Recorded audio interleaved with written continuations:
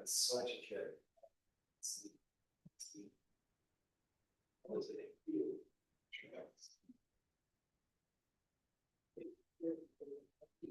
Very good, Sarah. You know, see. Oh, it's very because about the in the office. So, better. Even if they don't do one with one, but still makes your hair skinny.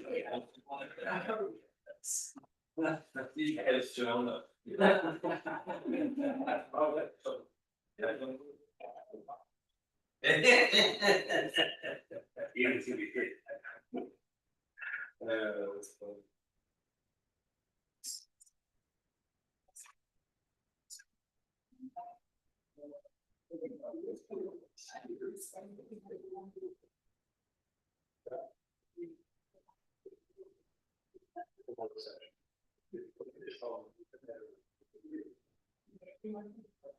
What, George? Good afternoon. But not fast. I'm sorry, what, bringing anything good for us today? Some green crab this. No, I don't. Little Max. Oh my gosh, I obviously need better.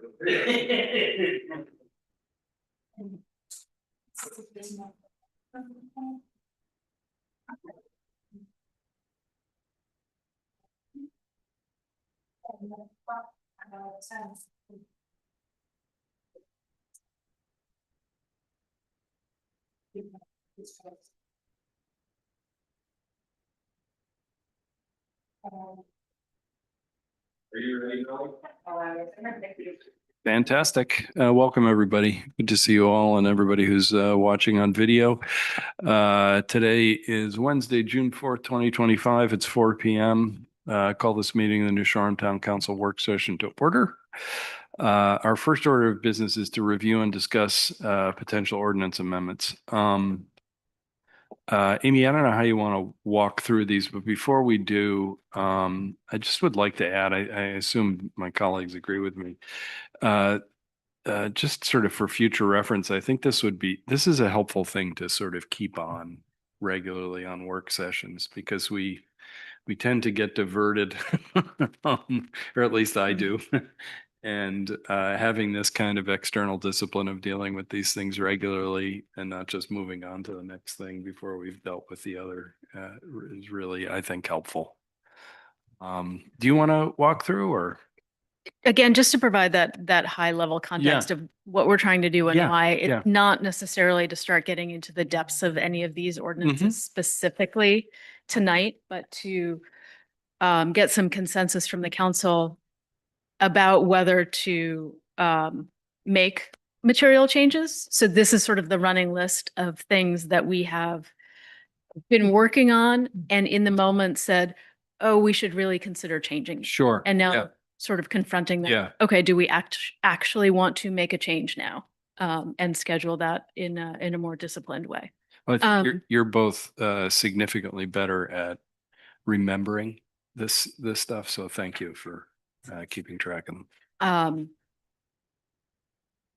And of course, we're starting with, I think, the most robust first, which has been weighty in our recent conversations around outdoor entertainment licenses and noise. We've talked about a lot of different high level and detailed elements. I think one of the questions in front of the council today is, are there one or two things that, or a whole ordinance opening that you want to schedule and take action on? We've talked about it in work sessions, but is there an appetite now to put some of those things on paper, get advertised, set public hearings, and make changes? I will, does anyone want to start or you want me to keep going? You're referring to the first item or? Yes. Noise. Yeah. Okay. Yeah, specifically outdoor entertainment and noise. Yeah. As this was part of, I think, number 1 on the agenda, this page, which I find helpful in this item in particular, because it has a list in each of the categories of outdoor entertainment and noise, some of the things that we've discussed in recent meetings. and therefore what might be on the table if you wanted to take some action. Sure. Yeah. Bill, were you gonna talk about noise or just your? No, I didn't, no, I was just trying to figure out. where Okay, we're going. well, I mean, I'll start. What the heck? First of all, no problem, Cindy. First of all, Cindy, thank you for this latest memo that you sent, I think last week. I thought it was a great sort of few pages bulleted that was very helpful.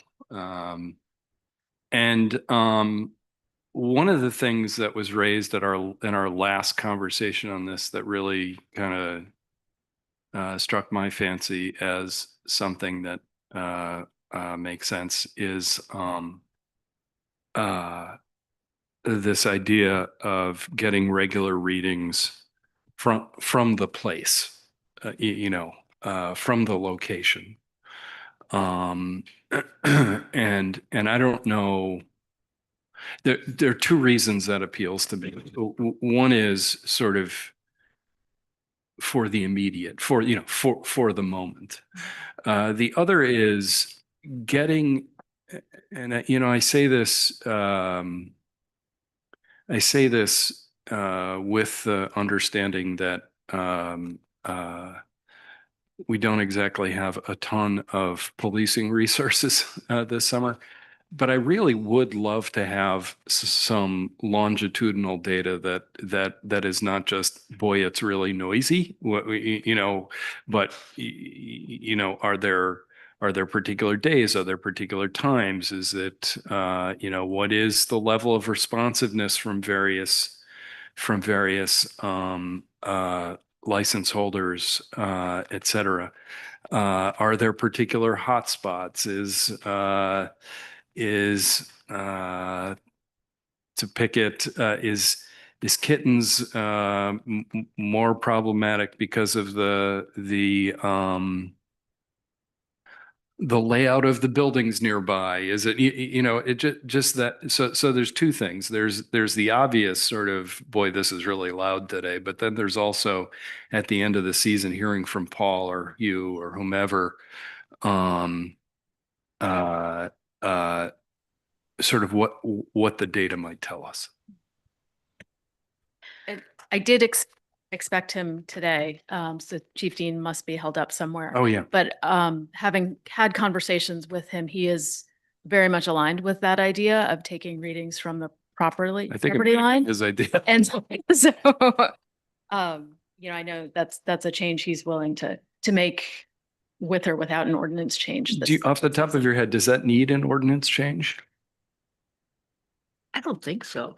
It would if you're going to enforce. Right. Because right now with the ordinance says where it is, if you want to enforce Yeah. that end of it. Right. But I also had spoke with Chief Dean, and I think that, the decibel is a number. I think we all, Yeah. from that end of it. And I know that, I think Cindy and a few people that spoke there, they thought that if it was from the property line, it might help from that end of it. I think to what you're saying, if the chief could work with a couple of the business establishments like Captain Nix and so forth, and try it over the next month and come back with some data for us before we try to change an ordinance, see if it fits from that end of it. It may work out for all parties. Well, one of the to that point, Bill, one of the things I did not know, and I was saying I really valued Cindy's document. I didn't know, for example, that Nix has a full-time on-set sound engineer. And, I didn't know they had that infrastructure. So, that's in Chris's letter. yeah. And Chris, what did I say? Cindy. Oh, I'm sorry. In Chris's letter, I found his bullet points, to also be quite educational. So, anyway, Well, and I think to just sort of pile on to what you guys were saying, like, if we're going to make a change in where the reading is being taken from, we should see what kind of differential is that? Like, if they're taking it from a different place, what is that? But we can only do that while they're playing music. But then secondarily, there's two suggestions that came out of that last meeting. Drop the decibel level from 70 to 65, and the other was get rid of the 5% margin So they're sort of the same thing in one way or the other. But I think we should wait and see what data they come back with first before we move on to a second. Does that? I don't know. Or should we discuss? I don't know. I'll let you discuss. Yeah, so I don't know which one of those, like if you reduce it from 70 to 65, but you keep the bracket of it can be 5 over or 5 under.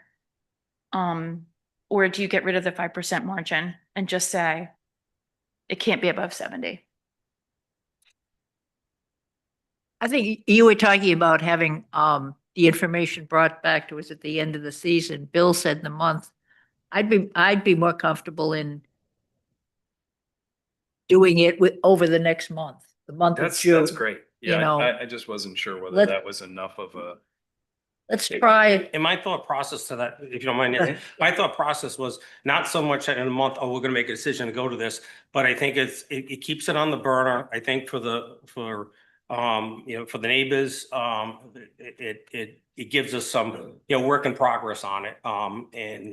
And like I said, may come back and it may come back saying, yeah, it's great, or no, it isn't. The numbers are just, to me, are just numbers on the paper. They don't really have any significance to, if you move down 5, I don't know what that real impact is. I think, the chief went to the school, or he's more familiar with it from that end of it. So, I think it shows to all parties that we're all trying to work together towards the front thing. And when I say a month, I don't mean hard and fast a month, but Yeah. a few weekends with some bands where we have a way to test Yeah. it on Sundays. Well, from a really practical standpoint, the chief said that his in-person exam is on the 2nd of July, and then he has the 4th of July to deal with, which he can take readings throughout that time frame. But then we went and changed a meeting, which creates a tight schedule for us. So we might have to be looking at the first meeting in July. I mean, oh yeah, we're looking at July anyway, right? Or no, we're looking at, I think we can look at July. we 16th changed at the the mid- June meeting, so we'd be looking at like the 16th of July, right? Hey, Sosha. I thought you were just waving at me. Do you want to say something? Come right up and light up the microphone. Sasha Cohen, Chapel Street. So I went through my notes from 2010. I went to a symposium on wind energy in Canada, and I learned quite a bit about low frequencies. My question, but I would like to share some of the information, but before I do, just the sound meter, whatever you call that tool, measure low frequency? If you have a C rating, right now it's an A rating. Because that I would recommend that you do. Okay, I won't read all my notes. Points that I think will be of Sure. interest to you. Low frequency sound, and these are just bullet points, that's how I take notes. Is amplified in homes. It's converted to mechanical energy that causes rattling of windows, pipes, etc. Oh, sorry. This one, the next one applies to our island. Low frequency waves range increase in turbulent weather and during temperature inversions by at least 5-fold. So that might be new information. Low frequency waves pulsate. The resulting health symptoms match those of the low frequency sound found in sick buildings. According to the World Health Organization, annoyance is a health effect. And then lastly, the symptoms of low frequency waves are sleep disturbance and deprivation, headache, tinnitus, I don't know how to pronounce that, the ringing in the ears, ear pressure, dizziness, vertigo, nausea, visual blurring, fast heart rate, irritability, problems with concentration and memory, and panic episodes associated with sensations of movement or quivering inside the body that arise while awake or asleep. And somewhere else in these notes, it mentioned that people are not aware of the low frequency waves, but they do affect you physically, and it is considered a health hazard. Thank you.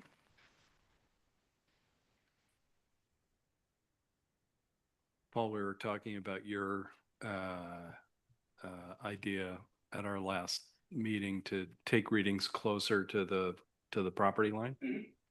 And I think there's consensus. I think it's fair to say that we would very much like that to happen, and then collect data over a month-long period, and then have a report on what you're seeing. Was actually going to suggest that because I know Great. it's going to take a little while to Is your, actually change. is your light on? Yep, light is green. I was going to suggest that today because I know it takes a little while to get the ordinance itself changed, but maybe taking readings from the sidewalks, coming back in a month and saying, this is what we have. Great. And we do have the capability to read it in A and C. So we're going to do it in both. So when we come back in a month, all of the data is not just going to be A, and then we're talking about C. We're gonna do A and C, so we can just talk about the whole thing once, and hopefully it will be done. Terrific. And Chief, I think we were talking about a month because we want to keep it on the burner, but we also just want to make sure you have enough time to get something that's Right. Yep. beneficial. Yep. Oh, absolutely. Yep.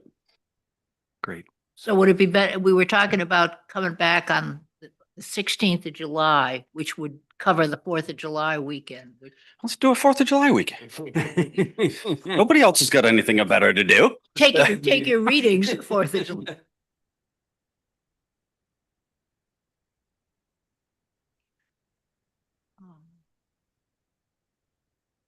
So we have a plan? I think we have a plan. Before we move on from outdoor entertainment and noise, did anyone want to make any comments about the two outdoor entertainment specific elements, the principal structure issue? And then, Millie, you might be more well versed in this, but the section on special event licenses leaves them exempt from noise disturbance?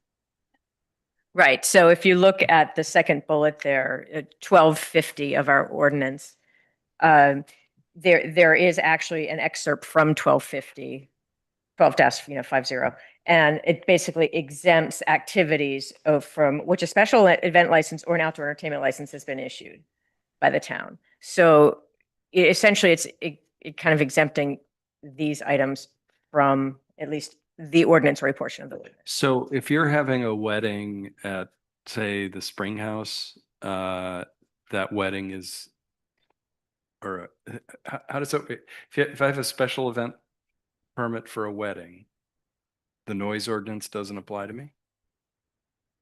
Do I? Yes, that's what this, I just- that's what this item is saying, correct? So, Yeah, I think we need to change that.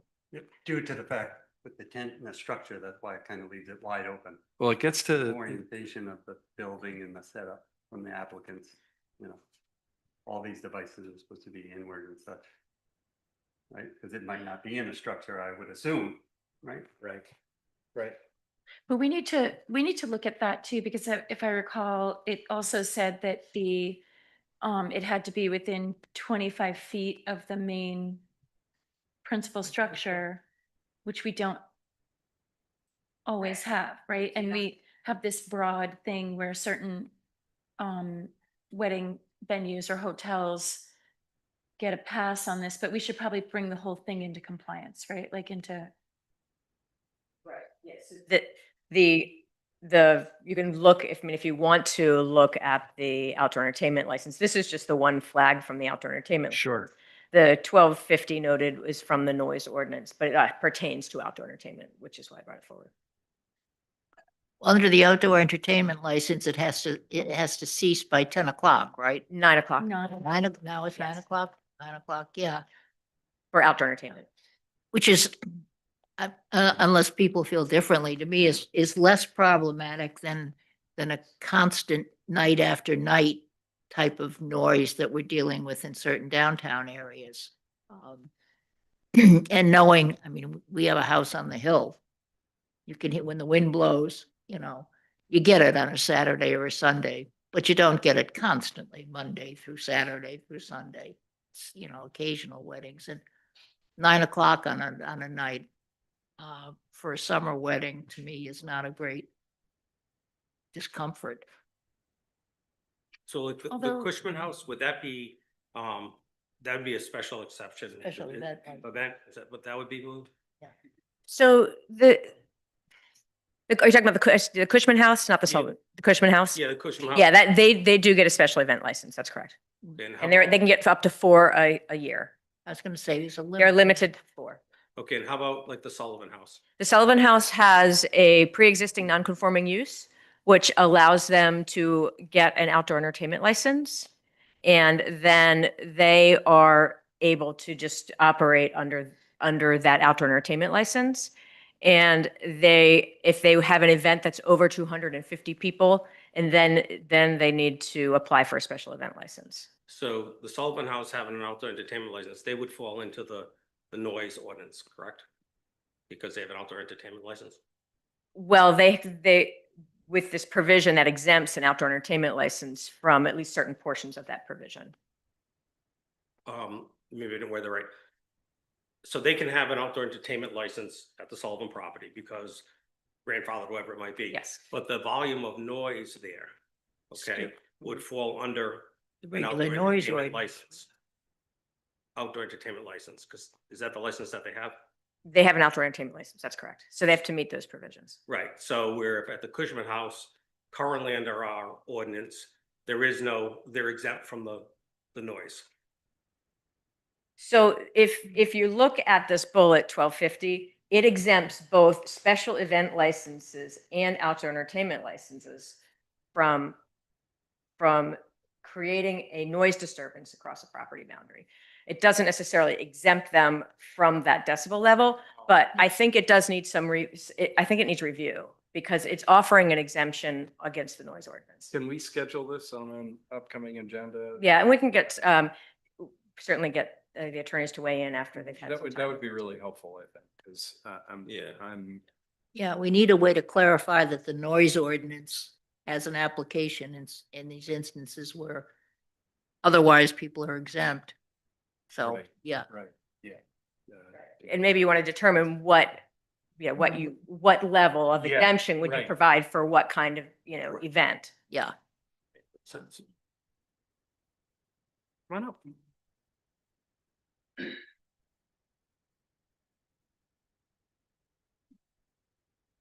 I'm not used to being here. My name is Marie Langdon from Calico Hill, and I really want this new noise ordinance to go through. But something happened today that I was very upset about. I was at the post office, and there was the South Kingston Choral Group Band and Orchestra and I saw it online that it was coming of 70 band members, 2 different orchestras, all from middle school, a 6th grade group and a 7th and 8th group, I think. And somebody complained of a noise ordinance. It was between 1 and 2:15. We were so lucky to have that group here, and I don't think enough people realized it. It was amazing. And I didn't see a lot of Block Islanders, but I would just like, there shouldn't have been any problem with that, no matter how loud the noise was. It was an event that we all need. Thank you. So somebody complained about that? That's what I heard from someone who spoke to a policeman who had to come and Wow. investigate. Okay. I have no idea. It was just absurd.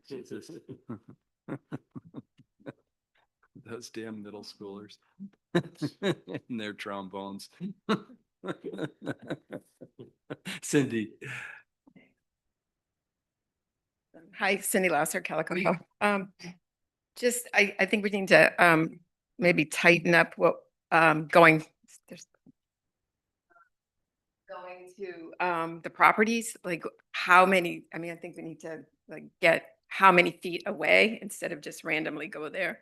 Like what are we doing? I think it needs to be the same for everybody, how far away we're taking that reading, which hasn't been mentioned yet. Mhm. And is the reading happening after a complaint with someone? No, you're I just don't think so. taking them? Okay. Okay. I just, And they're gonna be done from the sidewalk, right in front of the building. so it might not be 25 feet or 50 or, The sidewalk right in front of the building. okay, Which in front of Captain Nick's is about 5 feet. right. Yeah. So what about the, like, for instance, Captain Nick's that the speakers are up and facing out? I mean, don't they have to have them facing in? I, Oh, excuse me.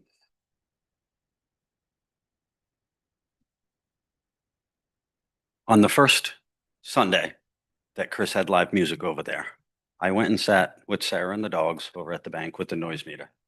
And twice it went above 70. I made note of when and how, and it was the bass and the drums. And I went and talked to Chris. I went inside of Nick's. The speakers are facing in towards the building. The things are covered. There's one sound system that they use specifically for the Sundays. So it's not a bunch of different bands using different equipment. Chris and I have had a good working relationship. And when I told him it was a little high, he said, okay, I'll let him know. We'll turn it down a little bit. And then I went back across the street and I sat there and took some more readings. I didn't make official notes of it because I was just trying to get used to how the noise meter worked. In fact, I think I saw yes. Keith Stover hanging out in front with his grandchild. But to your question, Chris and I walked inside. All of their speakers are facing in towards the building. So you saying that they're facing up and whatever, they're facing in towards the building. Careful, Paul. Ah, On Facebook the other day, I don't know if those are the speakers. I'm not.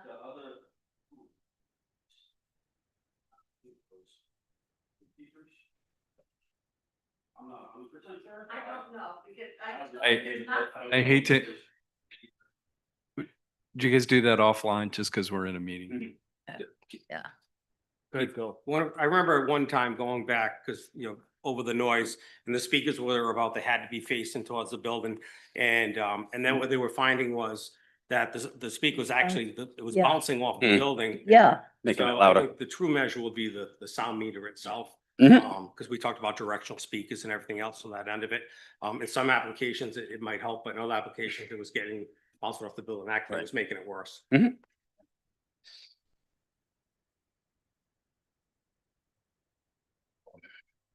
All right. Off we go. Yes, Cindy. Just a- Yeah, if you don't mind. So when I take my readings at my house, which Dr. Miller, which I presented last time, was the URI professor and doctor that is the acoustics guy. He said that the sound meter on this was fine. That's the one he uses. So are mine accurate that I can use and keep my readings? That can be submitted on Sunday nights? I have no problem looking at your numbers. What do I know? I just know that we have one that's certified that has a certified operator. But bring it, and if you've given you any indication that was unwilling to hear, whatever. From what Yeah. I've been reading, the noise meters, especially now that they're calibrated, are really good. And like, there's no reason to, dispute them or have this Mhm. margin of error, which is just making it so much louder by having that cushion. And I'd like to try to get rid of, I'd like to get rid of the margin of error while we're doing that. No. I think that's why Bill made the excellent point that we're going to keep this on the burner and Okay. work with some data. Okay. And then we will address decibels. We're going to get some data and Mhm. figure that out. Okay. And I think, I mean, anecdotally, any meter readings that you have, by all means submit. Yeah. But if there's gonna be a formal complaint, it's gonna have to be through the official meter reading from the police department. But anything that, that adds to the conversation. I'm just not hearing any mitigation at my house, like if there's no difference, like now that it's, in the vernacular, that we're all talking about it, it's just nothing is changing. It's still just as loud. And I can play some recordings now if you wish. I mean, we did last week. I thought there was an interesting one that you could still hear the music over a motorcycle next door. I have to And say, I'm actually a little frustrated by that comment because we just spent the first 25 minutes of this meeting talking about a process that we're going to use to try to actually collect data and make policy. Not based on anecdote, not based on it's noisy here. I've heard it, it's noisy. I don't know what that noise means. okay. But now we will have an analysis of what the noise is, how it records at particular times, how it rates at particular times, and then we can make policy decisions. Thank you. Agreed. I think we have to be careful with this. I mean, I have a reading of a weed whacker that starts from 8 a.m. till 9 p.m. every night. That might be a nuisance to some. It's you. If it said, we But- know it's. Well, I think we also want to be careful about, like Nancy was saying, listening to a wedding band from her yard. I happen to live next door to Nancy, so if I'm out in the garden and I hear it, it doesn't bother me. But we've had other people here before us who said it bothers them tremendously to listen to a wedding band, and they would rather listen to the birds. So, but that's subjective. Yeah. That's not based on any kind of data. That's just subjective. Like, I'd rather listen to this or that, or I don't mind listening to this or that. And I don't really think that that's where I don't think we can take the emotional into consideration, unfortunately. Like, Yeah. I would love everybody to be happy. But in the summer, I'm just gonna state the obvious, like, everybody's not gonna be happy. Yeah. And not just about noise. Yeah, and I think I was going there with that. I want to caution about, now we're going to end up pitting neighbors against neighbors, for a multiple of issues on different things emitting noise. Yeah, I think we have And- to make a reasonable accommodations, Correct. assuming, what's Right. out there in the world every day. Agreed. And then also too, we would also have to have a hearing if any of these license holders are found over the suitable decimal level, correct? Oh, yeah. Show cause hearing? Okay, and is that one violation? That's, I was looking for that.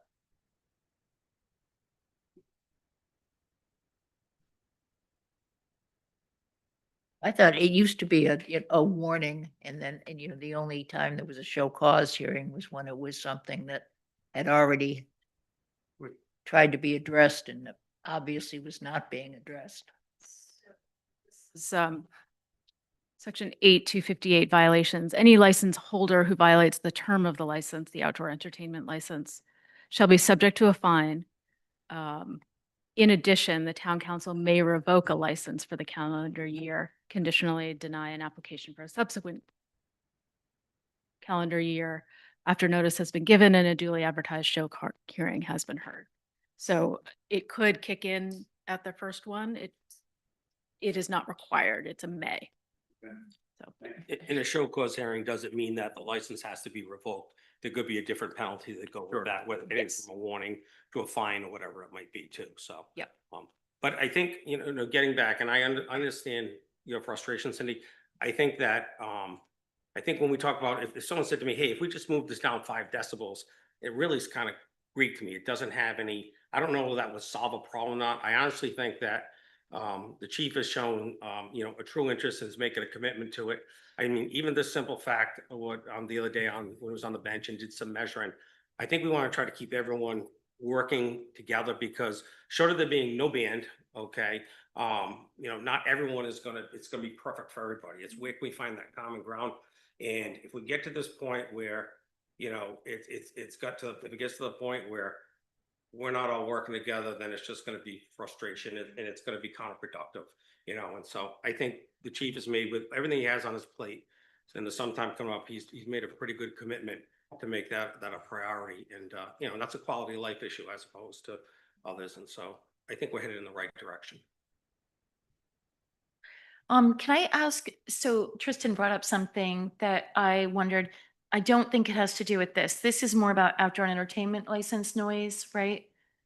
Because I have gotten complaints from people over the last year or so about construction noise. And you're talking about lawn mowing noise, right? Like we Yeah. have specific hours Yeah. that those kinds of things can Yes. occur. But I'm wondering if later, after we're done with this, if we could look at the like excavation noise specifically.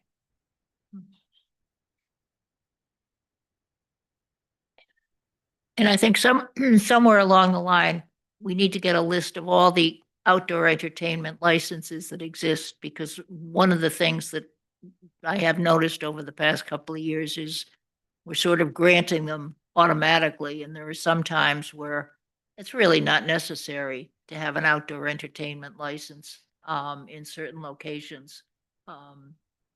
So Agreed. You bring up a good point with the downtown area with the Battle of the Bands. Maybe we Yeah. review that, maybe certain licenses are acoustic or yeah, something, Mhm. not a full set band, maybe one person and, guitar. So yeah. I'd be willing to look into that with you. Millie, can I ask a question? Does do you need an outdoor entertainment license if it's just acoustics, not without amplification? You do. Yeah.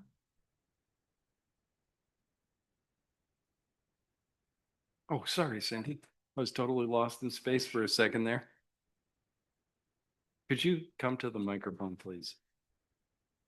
The intent of the outdoor license, like originally, like what was, 20 years ago, what was in mind about that? And I think, I don't know if we've moved away from it or if it's perfectly fine. I'm just wondering how we got to the point where, over the weekend, there were, another bar with a band outside with drum sets and playing. But I mean, or was the intent for outdoor entertainment license in these businesses that are just have the deck out front? Is it just, acoustic, like you said, or, I mean, there's so many things to discuss and tighten up on the ordinance, I think, as we move along. And I'm very thankful, Paul, for that. Very thankful. Because I think that's going to work really well.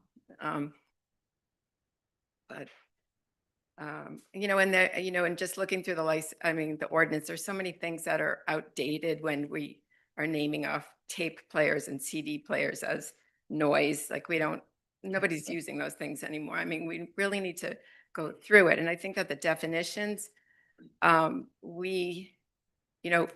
the number one thing is the noise, and it's music noise, but we don't have any of those definitions in our ordinance right now, which is the frequency and the pitch and the bass, things like that. There's a lot of things we need to tighten up on this.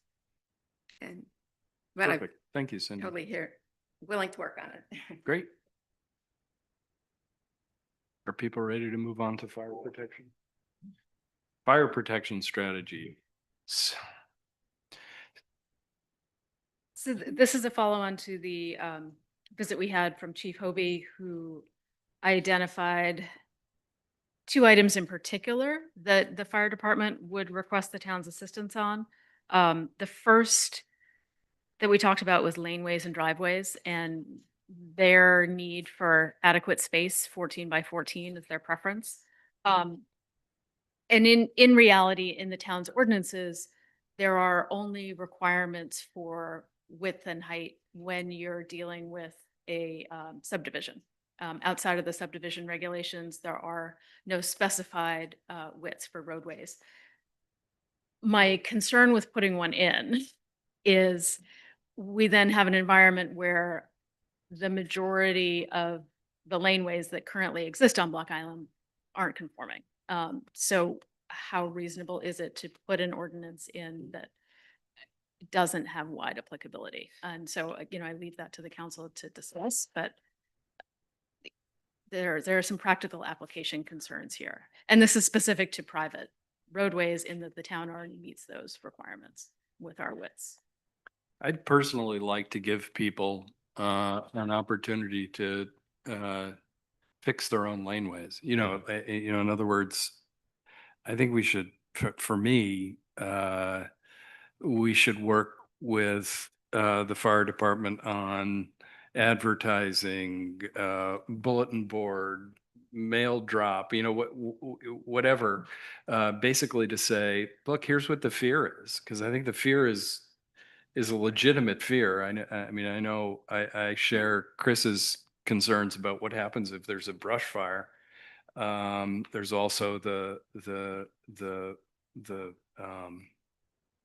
getting the ambulances through. This is one where it's actually in the property's owner's best interest to do it in accordance with what the department suggests. And I think we ought to let the department, and with assistance and support from us,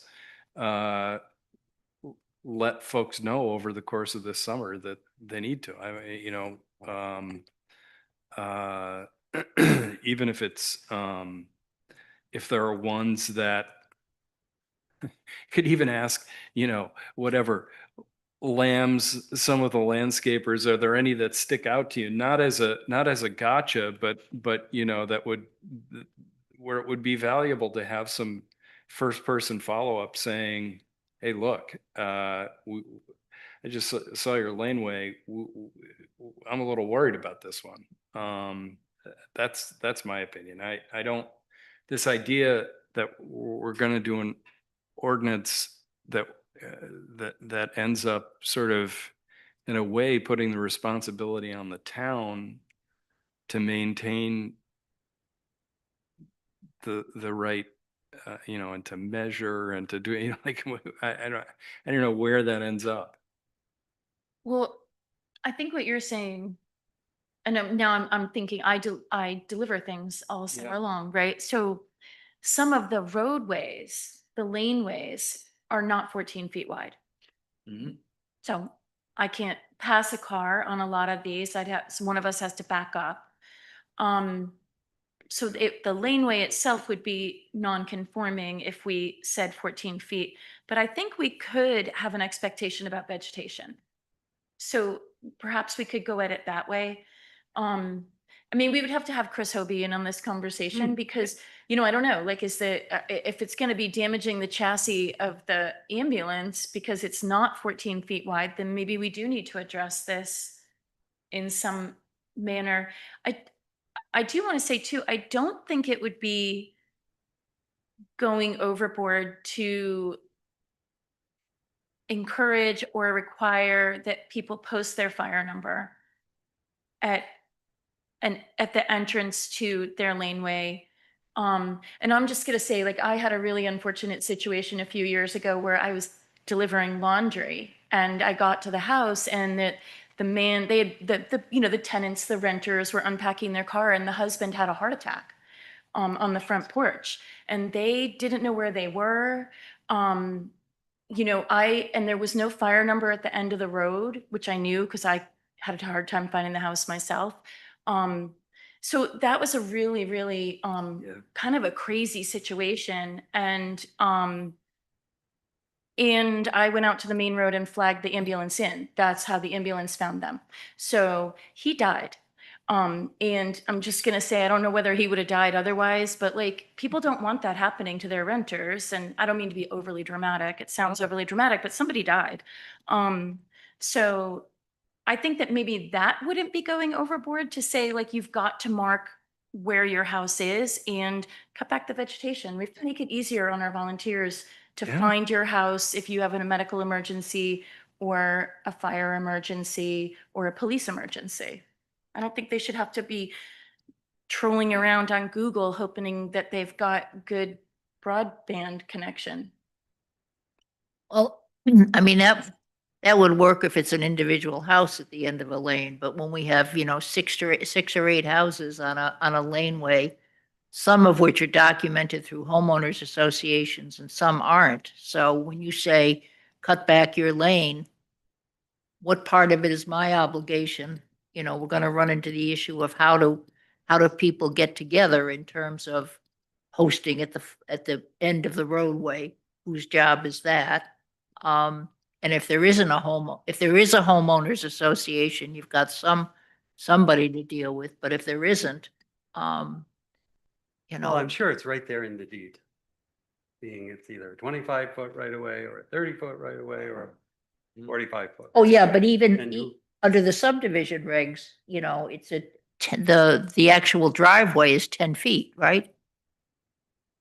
Or is it 14? Yeah. Is in it this- in 20 the foot? subdivision. And it's a 14-foot driveway In the subdivision regulations it is. under the subdivision regs? So what can we do today? We can support them with the vegetation cutback suggestion. Are we gonna have the fire department do it in their appeal budget, or are we gonna send out for that? And also do it in our, what was it, the tax bill was the idea? Yeah, Am I right? That was an idea. It was an idea that was raised. I have very strong objections to that. You do. We have always kept our tax bills entirely separate with no other noise, even good noise. And I really feel strongly about that. So we'll have the fire department do stuff in their annual appeal letter. Or I think we should, you know, I'm happy to do it with Chris Hovey or, you know, Nancy can, or any of us, the five of us can. Just schedule regular appeals in the Times? In the Times. And first identify, I mean, he didn't really identify any problems yet first. Right. So that would be the starting point. Yeah. Well, Chris and I have talked a lot about this. In Yeah. fact, we were just talking about this the day before yesterday. You know, and one of the things that opens people's minds, and Molly, you said it about the rescue, right? We say we need a 14-foot wide lane to get our trucks into. And I've been driving the truck for Pennington's Brake for 30 years. And Yeah. one of my people that I watched the house in the winter, he said, "Oh, I cut back the brush this fall." I'm like, "Yeah, no, you didn't." And what I had said to Chris, because that people don't have an idea of what they're Oh, looking yeah. at. And I said, what we should do is take and stage a photo, put the police car, put the ambulance right behind that, put the fire truck right behind that in one of those tight laneways. So people have an idea of what they're actually looking at. Because some people have no concept of the size Yeah. of a truck. That's a So great idea. that, and Or that would would be 15 something, feet you know, a constitute- picture that we could put up quick. We could put it on the town's website yeah. and say, can we get things, you know, get your brush cut back. This is what we need. Here's a visual. And I say that to Sarah all the time when she sends me to go buy stuff on the mainland. I said, send me a picture so I have a visual aid, right? If you give them a visual aid sometimes, you know, a visual aid might be a little more eye-opening to people than just hearing, you know, I need 14 feet. When they see that the ambulance can't get down the road, that's usually the one that gets them to start cutting Right, brush. right. And to Molly's other point, there's a lot of houses, new construction, old construction, redoing. Houses are not very well numbered anymore.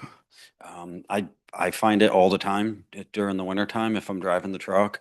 There's a lot of houses that, and I look at it from this part of my guys that don't know the island on Google trying to find someplace or some other app that they're trying to use.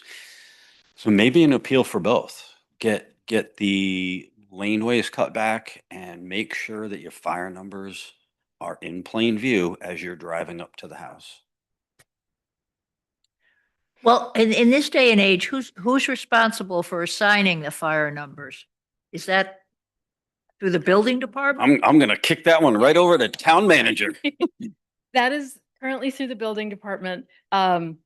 on the long, long list of ordinances is actually formalizing that process more clearly, but it does happen through the building department. Interesting. And do we know that if that's happening Yes, regularly? yes, Okay. And does that information then get translated to the dispatch? So yes. that they have the, okay. Judy, come aboard. Yeah. Yes. Yeah. So basically, we want to flood the zone on this thing with information this summer. You know, Keith, I agree. I think I'm hesitant to go to an ordinance at this level here. I think that, I think there's, one, I'd like to know how many properties are we really talking about? Mhm. And since, you know, the deputy fire chief delivers gas to most of the houses, I think if there's a mechanism where something's identified and we can send a letter or whatever it might be, and that can be simply through one of your guys sees it or with the delivering the gas, Hmm. and there's a mechanism in this, we can identify how many we're really talking about. And I agree. I think a lot of it is people just don't, and I like your idea about the trucks. If you can, Yeah. if you do that with Yeah. decibels, it'd be even better. But I think if we can get, if we can get the education aspect on it, I think we'll get the compliance. Yeah, it kind of swings back to the neighborly thing. I mean, Southwest Point, it was years and years to get Southwest Point come back. Now it's beautiful. The Yep. sides are cut back 4 feet. They maintain the Right. entire access. There's placards at the end of the road. There's placards at the individual driveways. And it's not much bigger, but it's passable. Southwest Point is kind of like a highway compared to some of these other Some of the other laneways. places. Yeah. But when most people, if you get on AB Dodge Lane, you'll see a list of fire numbers right at the end. Mhm. And if for nothing else, so that when the homeowners know that that's how rescue's gonna get to my house. I think it just doesn't enter their mind. I think through the education aspect of most people do that. And I think we, we've talked about having a column every now and then, particularly in the summertime now, either from the manager's office or from town hall, that lists these things along with the picture that runs every single week, in the Block Island Times, in a prominent spot in the Block Island Times too. Right. Is there another fire thing? The other item that Chief Hobie had mentioned was, and I actually wish he were here to speak on this, because it was a request for prohibition on all open burns. The ordinance currently requires that somebody have permission from the fire chief. And so that to me feels like a middle ground, but I don't know if the council has a willingness to pursue a total ban. Isn't there a you'd be state talking statute on about. that? Was it Yard ours? waste is the only thing you're allowed to burn in Rhode Island. You can't burn any toxic materials. It can only be yard clippings, leaves in that degree. But was he asking for, he wanted an all-out ban or just prior permission for any burning of any type? Prior permission already exists in the ordinance Yeah. under open fires. He mentioned when he was here a total ban, but again, without him here to say that a second time, I would be reluctant to codify that in an ordinance. So I would want to clarify, we're talking about like what we would historically call like a burn barrel. Yes. Right? We're not talking about beach fires. No, that's a and beach separate permit. ordinance. That's a separate, It is a separate. Okay. Yes. Yeah. I and- wouldn't have any problem It goes- following that wish of his, if that's, I mean, But if we it had, doesn't serve any purpose any longer, that environmentally. but if we have an ordinance that says you can't have an open fire without permission. Without permission is what our. That what our should current- cover it. So I think Yeah. that covers Yeah. a reasonable need. So he just says no. It's within his Yeah. purview. He wanted us to say no. That was just a joke. So next we have liquor rules and regulations. Yes. And there are a few different elements to this. Yep. Millie, are you comfortable walking them through this? Most of that is just cleanup of the language. There is one item that we have you know, that you have returned to a couple of times Yeah. just over the past couple, Yes. past month or two. And that has to do with the filing time for new applications. Right now, it's September 15th through September 30th. I am not necessarily suggesting a change, but if you may want to consider eliminating that, or you may not. I mean, it just be, if right now we have that relief section that allows people to kind of come before you for relief from any portion of that ordinance. A lot of people do come before you because of this 15th through 30th. Sometimes I feel like it's a hurdle for people where new businesses have just turned over or had an abandoned license in the past. We had 2 of those in the past year. But on the other hand, there's a mechanism for people to come in front of you, and that's fine too. So I just want to just point that out, that is something that we've been seeing regularly. Yeah, go ahead, Nancy. I was going to say, rather than change that time, I would rather take a look at that provision as to what they have to prove to us to get an exception and kind of clean that up a little bit. And Do you have any thoughts on what you might want to see? I was trying to find it because It's E under, let's see, it's E under It's, two. two. E2, okay, yeah.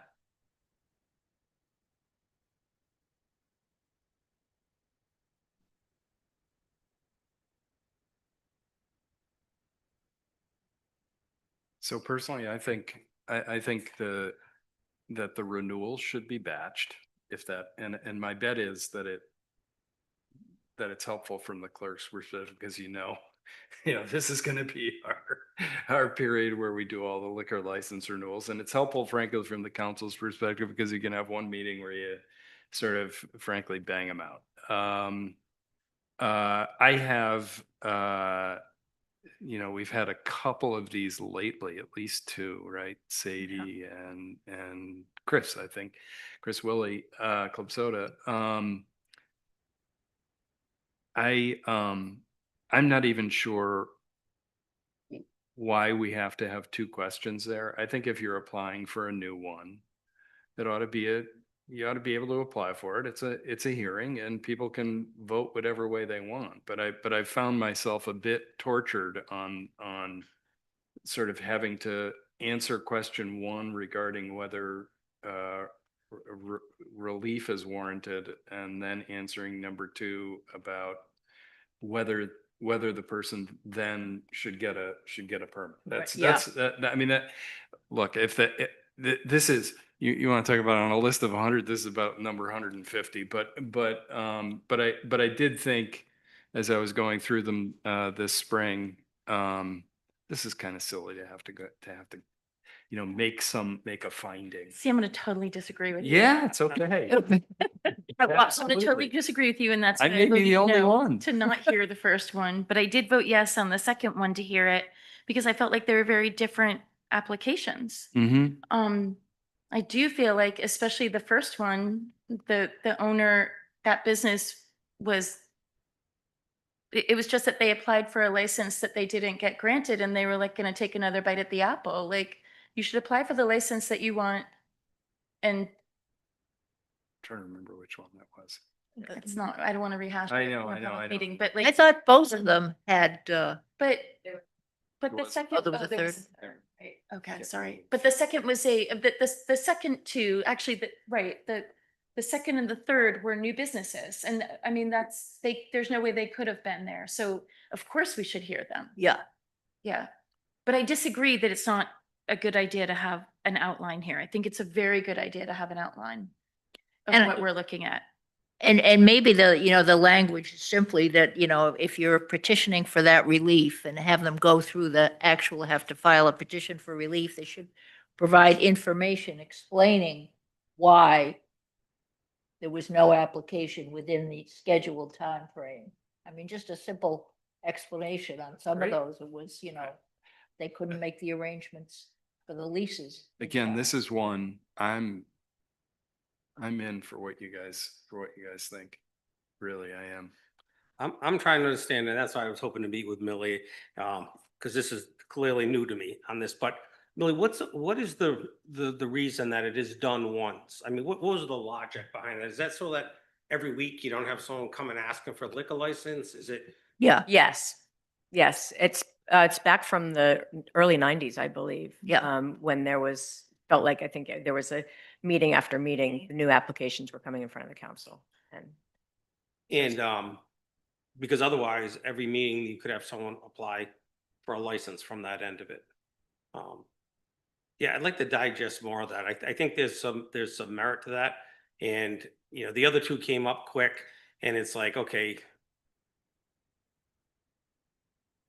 It was like, okay, how can we make it fit so we can we see it from that end of it? And I just not 100% comfortable with it. And so that was the reason why I'm trying to figure out the logic behind it is, you know, is there a reason? And if there's going to be additional, I think it should be something substantial to that, you know.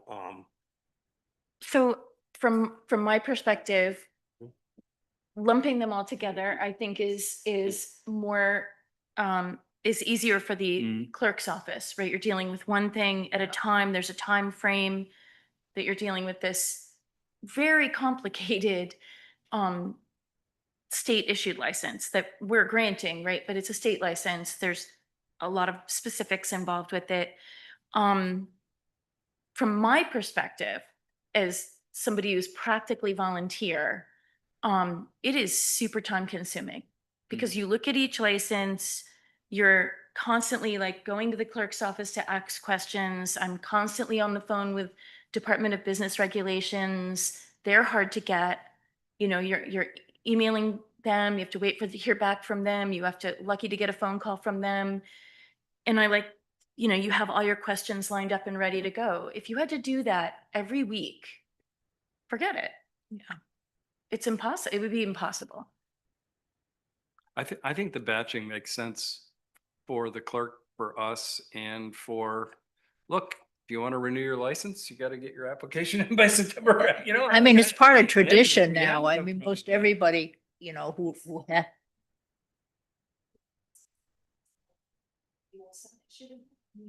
No, I think, Yeah, no, I don't have a problem with it. I just, well, I said what I thought and. I just think we should somehow make the language easier under E, and maybe James or Nick can give us some suggestions on it that, you know, any entity petitioning for relief should provide information explaining the basis for not applying within the time frame, and granting it should be at our discretion based on the information provided. And I think asking Millie to work, because Millie's looked at more of these applications and more. So if you would work with our lawyers and come up with your advice, that's what we value. No, of course. Jennifer Phillip. Make sure your green light is on. My green light is on. Excellent. Okay. I think I mean, from my perspective, it makes sense that there be a time period because then you know how many there are and you can visualize. So why not have outdoor entertainment licenses at one time instead of getting one here and one there? Right now, you wouldn't even be able to give a list of everybody that has them. Where if you had an application season, you would know how many there are. I thought that was what we did. Don't we have Don't we do that? It just seems to me like they're coming all the time. I come here and Persephone's asking, I'm nothing against Persephone, but they're being asked and it just seems like there isn't a real, I don't know, for the liquor license, to me, it makes perfect sense that it's done within that 2-week period. And I just think the outdoor entertainment license would also be helpful. It usually is, isn't it? Yeah. So renewals are done at the same time as the liquor hearing. Yeah. New applications are not limited in the ordinance as to when they can be submitted. I think we've only had one this year, and that's coming up. But the F1 licenses are the liquor licenses for Persephone's, and those are allowed to come up at throughout. And outdoor entertainment's different from the special event license for weddings. That's that may be what you see. Yeah. Millie, that's the only one that's on Would you say that again? That one particular one that she mentioned. The that F1? Particular license is unlimited. That's correct. They can, by state law, a business can have up to 12 a year or can apply, can hold. For Millie, the F1. Yeah. Millie, I had a question. I don't know if it fits within this. When we're doing the liquor licenses, and I wasn't on the council when they first went out, but when they submit them, they circle off where they're going to be serving the alcohol. And it seems like it's almost flipped. At one time it was, always in the building and so forth. It seems almost like we have to, that it's the entire property automatically, and then the onus is upon us why we're not going to include the entire property. Because my thing is on the liquor licenses that I think when you have a liquor license, you have a responsibility. It's a privilege, a responsibility to where that liquor is going to be where it's dispensed, and how you're going to control and maintain the flow of that. So for instance, in this, I use like the surf when they were talking about, oh, can they serve out on the hill? We were talking about that. Yep. And I'd even go so far as say the National in the back, they have the porch area back there. What mechanisms are you going to use to make sure, is it signage, no alcohol beyond this point and so forth? And I think that, and I don't know if we have that covered just by drawing where it is, or it's upon us to ask.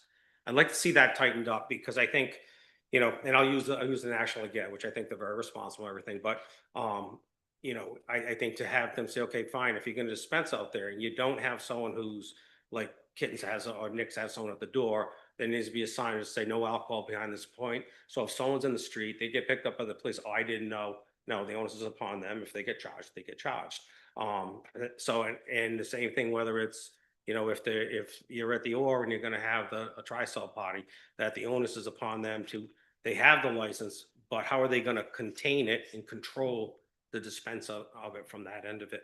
I think that one of the many reasons I love serving with Molly and you is I think you both will do the work on that, because Molly has been doing that since she got elected, really fly specking the highlighted area. And I appreciate that, because you're right. Well, and the reason I bring surf is a good example, not again, as you say, not because they've been irresponsible, but they sort of did what I would do if I were a new owner. I'd like circle my list. Absolutely. And he's circling from post to post to post to post.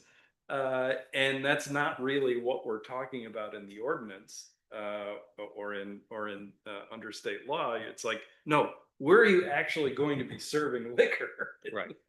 And And how how you you do someday, maybe. And how you're gonna maintain the responsibility that comes along with serving that. A Yeah. good example would be when they did when they asked for the license up at the Southeast Light. Yeah. They made a corral where it's gonna be and so forth. I think I think that's important from that end of it. And the only reason I bring it up is because I think at one of our last liquor licenses that we had given out, I think the town solicitor said, can you, give a reason why, it's gonna be restricted to such and such. I think the owner should be the opposite. They need to give a reason why it's not gonna be within a contained. On that pizza one we did. Right. Yeah. And wasn't there some case with Champlin's a couple of, I'm going back like 10 years or so, that brought all that to a head because they were trying to circle the whole property, and somehow they were allowed to do something that we hadn't usually approved, and that's sort of trickled down. I know we have a request for a site plan and specific, but maybe James or Nick could just check that and see if there was something. That was when they were using Trader Vic's and they had a restaurant also. And the question was, because there was a different person on it, can it work under you might know more than I do, Millie, but. So the other thing is, like, we have to remember, if we issue a license, we are responsible for making sure that they follow that license, right? We are the liquor board working with the police, of course, like Keith and Bill are not going to run down and arrest anybody, but recently we had an establishment that was advertising that you could get a frosé on the beach. Well, we don't allow alcohol service on the beach. And we don't allow alcohol on the beach, right? So that's a problem with their advertising. you guys took care of. So like, we do have to keep track of that. Well, the police department, if it's a violation of liquor, the police department would issue a summons, or they'd issue a summons, or else they would notify us as the liquor board that there's been violations and ask for a show cause hearing, and they would present, am I correct, Millie? And they would present to us the show cause hearing, where we would hear whether that was whether it was, a violation of their liquor license, and then he would impose, either find that it wasn't, it was, and then impose some type of penalty based on what it was. But we're the body that hears it, not the body that goes out. We'd go back to the police department. Yeah. You agree with that, Millie? Yeah, and it's certainly the one that Molly was speaking of, that was an advertising thing, which came to, that we could easily just Sure. conversation and Yeah. have them fix the issue. But if when things do come up, we work hand in hand with the police department to have things corrected. Yeah. So my point to bring this all up, I think when it comes around next season, I think that if there's a way we can really do, I know we circle it out, but have them almost define in the areas where there is no structure where it's contained, have them produce what measures will be in place in order to contain it. That's all. So what are you thinking? A map to scale with the only No, area? I'll give you an example. Like with the national, I would say, listen, if you're gonna be serving on the property outside the confines of the building, which is, that seating area, that there be some type of signage at the entranceway where you walk out that says there's no alcohol allowed beyond this point. That's one example. If it was at the Surf Hotel, how we talked about where they wanted to have a wedding, say, that I think that they would need to provide what they're going to implement in order to keep the alcohol and be responsible for what's and that might be personnel, it may be fencing, it may be signage. So you're talking about I think- having them define their service area and their consumption area. And how it's gonna be controlled. Like example, Nick's is controlled because they have a point of entry and they have a person that's there. Ballard's now more than ever, because they have a system now for, Yeah. prohibiting people from walking off property with an alcohol. All walking in, Yeah, or walking in. So, and I think a lot of them already have it in place. But when you ask for like we had said at the surf, they may do a wedding out there. I think it's not unreasonable to say they need to show what measures will be put in place similar to the Southeast Light in order to control the responsibility of where the alcohol is going. So that has been the reasoning used by some of the businesses. They say, well, I'm circling that gigantic field that you can't even see from here because we might have a wedding over there. Mhm. So that is maybe something we could have a provision for, or maybe we do. Maybe Millie would know. They're submitting the plat maps, which are not Right. in So, bounds, correct? Sorry, Molly. so that we're not permitting it 365 days a year. We're saying, okay, well, if you have a wedding over there, come see Millie and you guys can take care of that. Right? Well, We don't have any kind of provision at this point to allow for a special event liquor license. I mean, or expansion area. Doesn't mean that we couldn't create something or just talk about. I'm thinking about you have something extraordinary like a concert or a very large wedding or race week, right? You're going to have more than, what is it, 150 people or 250 people? So then you do have to take that extra step, right? Because you're going to have parking concerns and policing concerns and bathroom concerns and but maybe we should have a lower trigger for if there is a wedding and they want to just something they can deal with in the clerk's office, not something that we deal with. Sure, I'll discuss that with the attorneys. Yeah. And Millie, also, even if it's something as simple that and I'll go back because it's easy to spring out of the surf, if they were going to use something outside that footprint, so it doesn't have to go through, us, and that it might, some type of a sign off by the police department that they have, a security plan in place or a plan in place to contain something that can be done internal from that end of it. you know, I don't want to make it complicated, but there should have some check and balance. And since the police department is the one that's going to be probably Is there, getting called. is there anything in that application packet, Millie, to put you on the spot? And maybe it, you know, Keisha and Laurel and Alton as well, but is there anything in that packet where you're sort of like, boy, I wish we asked for X or Y or Z, or you know, is there any refinement that would be helpful to you, or that would again, you don't have to answer that tonight, but I don't have a quick answer for you. yeah. This is making me think too, like, not to get too complicated here, like, but the, so the catering license, which is not a license we give out, that is a state liquor license, right? Catering license specifically is for caterers who are going to be serving to a very specified number of people on a very specified date and location, right? So you cannot use your catering license to run it like a restaurant. You can't use your catering license. You can't be like, oh, stop by anybody. So the way it's been explained to me by DBR, catering license is specifically like you've invited people to your wedding, you've sold tickets to an event. But we did have a problem with a concert, and maybe this would be the way to say, like, if you are going to have more than a certain number of people that you've sold tickets to, well, if you're going to have more than a certain number of people, you have to sell tickets, and then limit the tickets. Does that make sense? The time that we had a problem with a concert, there was no limit on the tickets, and they weren't purchased in advance.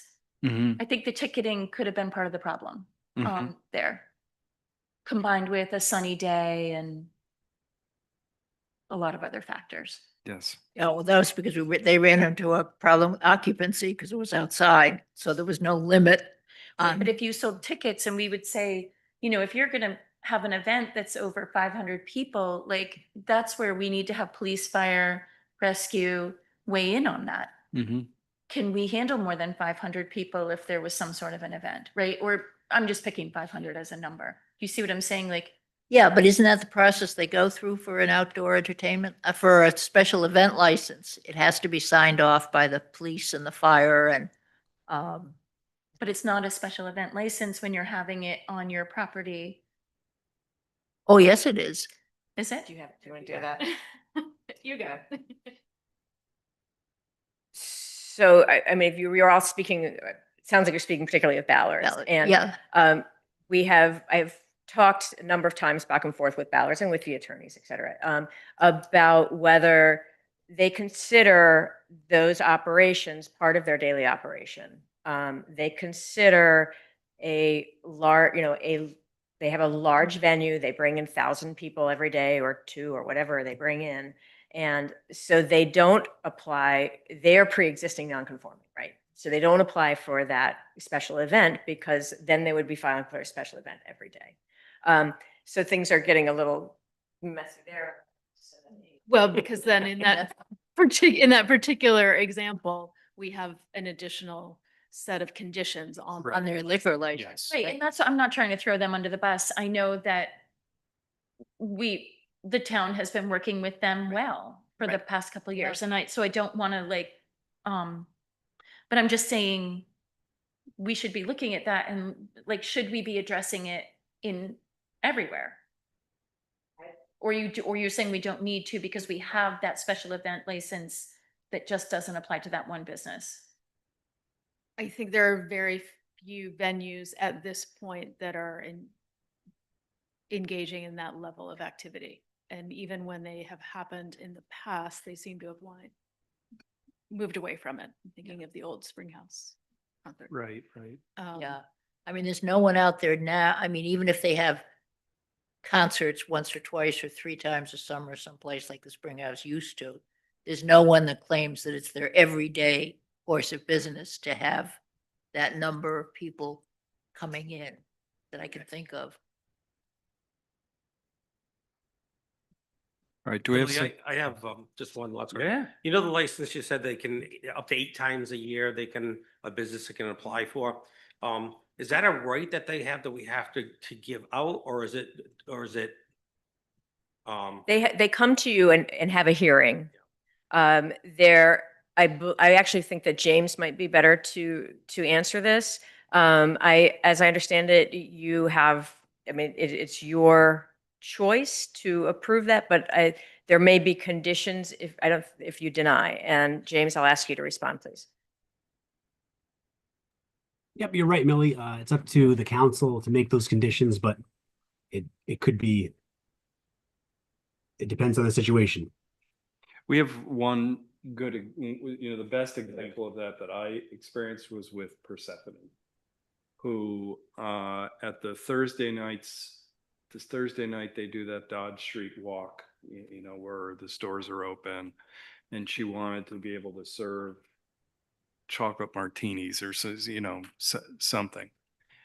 She came to us and they applied for an F1. It's called an F1 license. Say they came around this time of the year and they wanted one for the summer for every Thursday night, which would have been 10. I think the limit is 10 or whatever, 8, whatever the number is. The council heard it was a new thing. And said, no, we're not gonna approve 10 of these. We're gonna approve whatever it was. Like the first 2, we're gonna see how it works, see how the police department finds it, etc. And I think that summer we did them in batches of 2 or 3 or 4. Is that right, Millie? And we do have that. We have that authority. And we have the authority to not grant them, as I understand it, and we have the authority to put conditions on them. But it's not a license category that we own, in quotes. It's a license category that the state owns. So James, I was kind of referring to back with the gun permits, they were requiring towns to issue them out. Unless you had reason why you couldn't. So I was just wondering if this type of a license, if we could say, hey, we decided we're not giving out any licenses because as a policy, that's what we do on the liquor, we would have the right to do that. It's not a right that you automatically get it, the town deny it. The town has the right. No, aren't there some liquor licenses where you have to have at least one available? You have to have one available. It doesn't necessarily mean that it has to be granted. Doesn't have to be granted, but it has to be available. Yeah. Right. You don't have to grant any license you don't want to, but you have to have reasons for not doing it. We're not doing it. Exactly. Right. But according to DBR, if we, as the Board of Liquor licensors said, F1s are not something we want to have in our town, we could prohibit that one, but it would have to be written as part of like our liquor ordinance or something. Doesn't it have to be by legislation? You'd have to have a rationale. You'd have to have findings of fact. You'd have to. It would be more formal than. There's we don't like these. several towns in Rhode Island that don't entertain F licenses. But I think don't they have to entertain them? They don't have to give. It's in there. We don't do F. Oh. That would be a legislative action. Yeah, you have to, if you check the statute, to give them the authority. To not grant. Yeah, So gotcha. previously, the F license was the one that you would get if you were like the Lions Club or the Rotary Club and you were going to have a barbecue and you wanted to sell beer. Yeah, right. Or you're a church group and want to sell wine or whatever, if you're going to sell it. And you have to do it by ticket. And then it got expanded by the state. The year that we heard those F licenses specifically from Persephone, the state expanded the use that year that it could be a business or an art, it could be like a art association, or it got expanded, which is why Concert Fest is able to do it too. Mm-hmm. So that's that license. So it's broader than it used to be. But it still has to be sold, doesn't it? Yeah. Yes, and it has to be purchased from a retailer. Yeah. Right. Thank you, Millie. I meant to get to, thank you. think we're done with liquor. We've got some good changes to put together. Next is homestead. And this is more of a heads up reminder that this is coming. It is likely, knock on wood, that our tax classification bill will pass. I believe it might be being heard by the Senate today.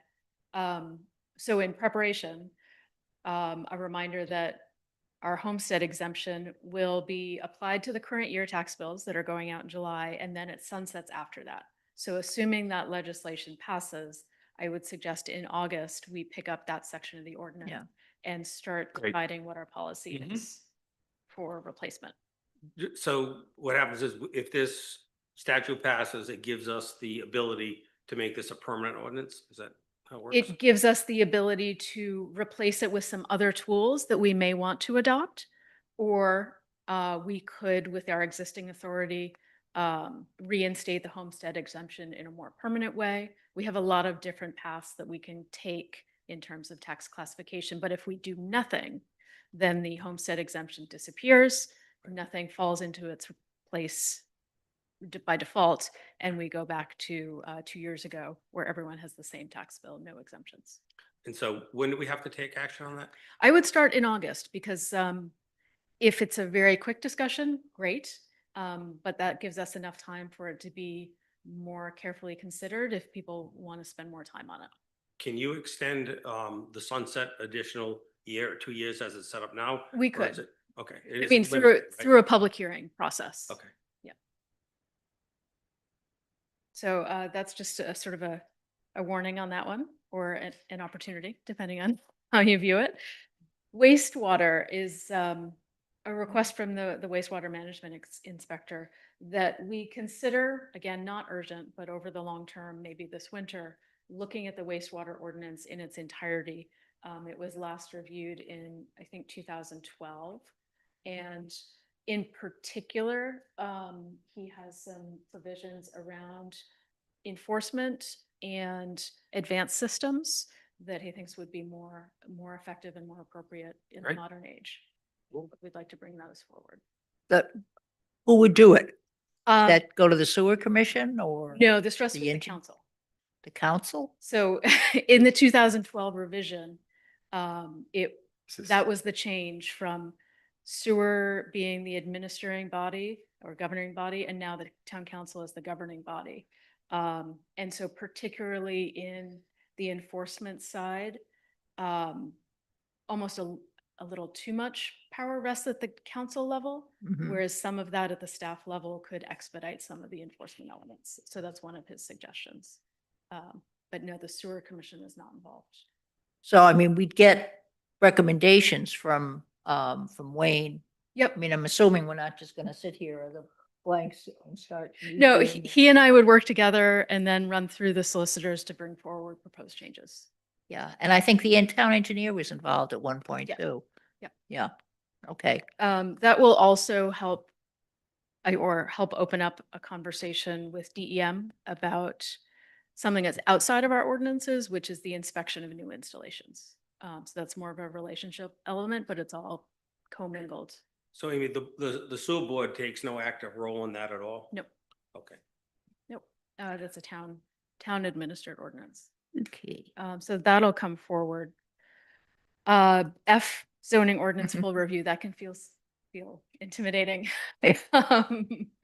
It's something that has come up at the council level a few times, particularly when we're engaged with this land use solicitors, the planner, the planning board. My recommendation at the moment is that yes, there are a number of elements of the zoning ordinance that could use a holistic review. And the state is still making a lot of piecemeal changes. And so I would hesitate to open all of that up in the middle of something that's still pretty topsy-turvy. We don't want to wait too long to fix the things we know need fixing, but a little bit more time to get this legislative round either passed or not passed and then implemented before we take a holistic review, would be my recommendation. That said, there are two items that are currently underway, or we need to talk about, planning is currently working on defining prohibited uses that didn't have definitions. So that is going to come to the council from the planning board. And then we have an open question on tents and containers, which we can leave open. We can resurface. Great. I just remind everyone it's there. Yep. Yeah. And could we have the land use solicitor just at the close of this legislative session kind of see what changes we did kind of piecemeal together this past winter, and then does it flow, you know? Although I do, I feel like Martha, who always has a history on something, but the last full ordinance review was 1989. She and I were the zoning nerds for a while. Yeah, I was the solicitor in 89. Yes. And we did that all winter long, just about every Saturday. We hired a land use expert from Robinson and Cole in Hartford. And this council chamber was full every single week when we were doing those zoning ordinances. I mean, that's before people went to Florida in the winter and people were much more engaged at that point. Yep. Yeah. What is the process, Amy, on that full review? I am not prepared to answer that question. Okay. I mean, yeah, I have no idea. You get to chair it. Yeah. So is it a committee? Is, to be, I think we just heard Nancy's experience the last time around, and and that was the last time it was done in 89. Full review, yeah. I It was think 89. Donnie Packard did some piecemeal in the mid to late. Was that a committee that was put together to do that? No, it was the solicitor and the Robinson and Cole, and then the audience participated. Yeah. The challenge with zoning, in my opinion, is, and it's true of every ordinance, every set of ordinances in a way, but zoning does at some point start to look like everything is bolted onto the, Right. and you go from having something that's coherent to sort of something that solves today's problem, then solves the next problem, and then all of a sudden you've got almost this Rube Goldberg type setup that no one wants to put a stick in. So is it something that we're gonna need to look to put funding to in our next budget? Is it? I think that's a great question for next budget cycle, which is, when we'll start to have implemented changes that were required this legislative session and have a better sense of where we stand.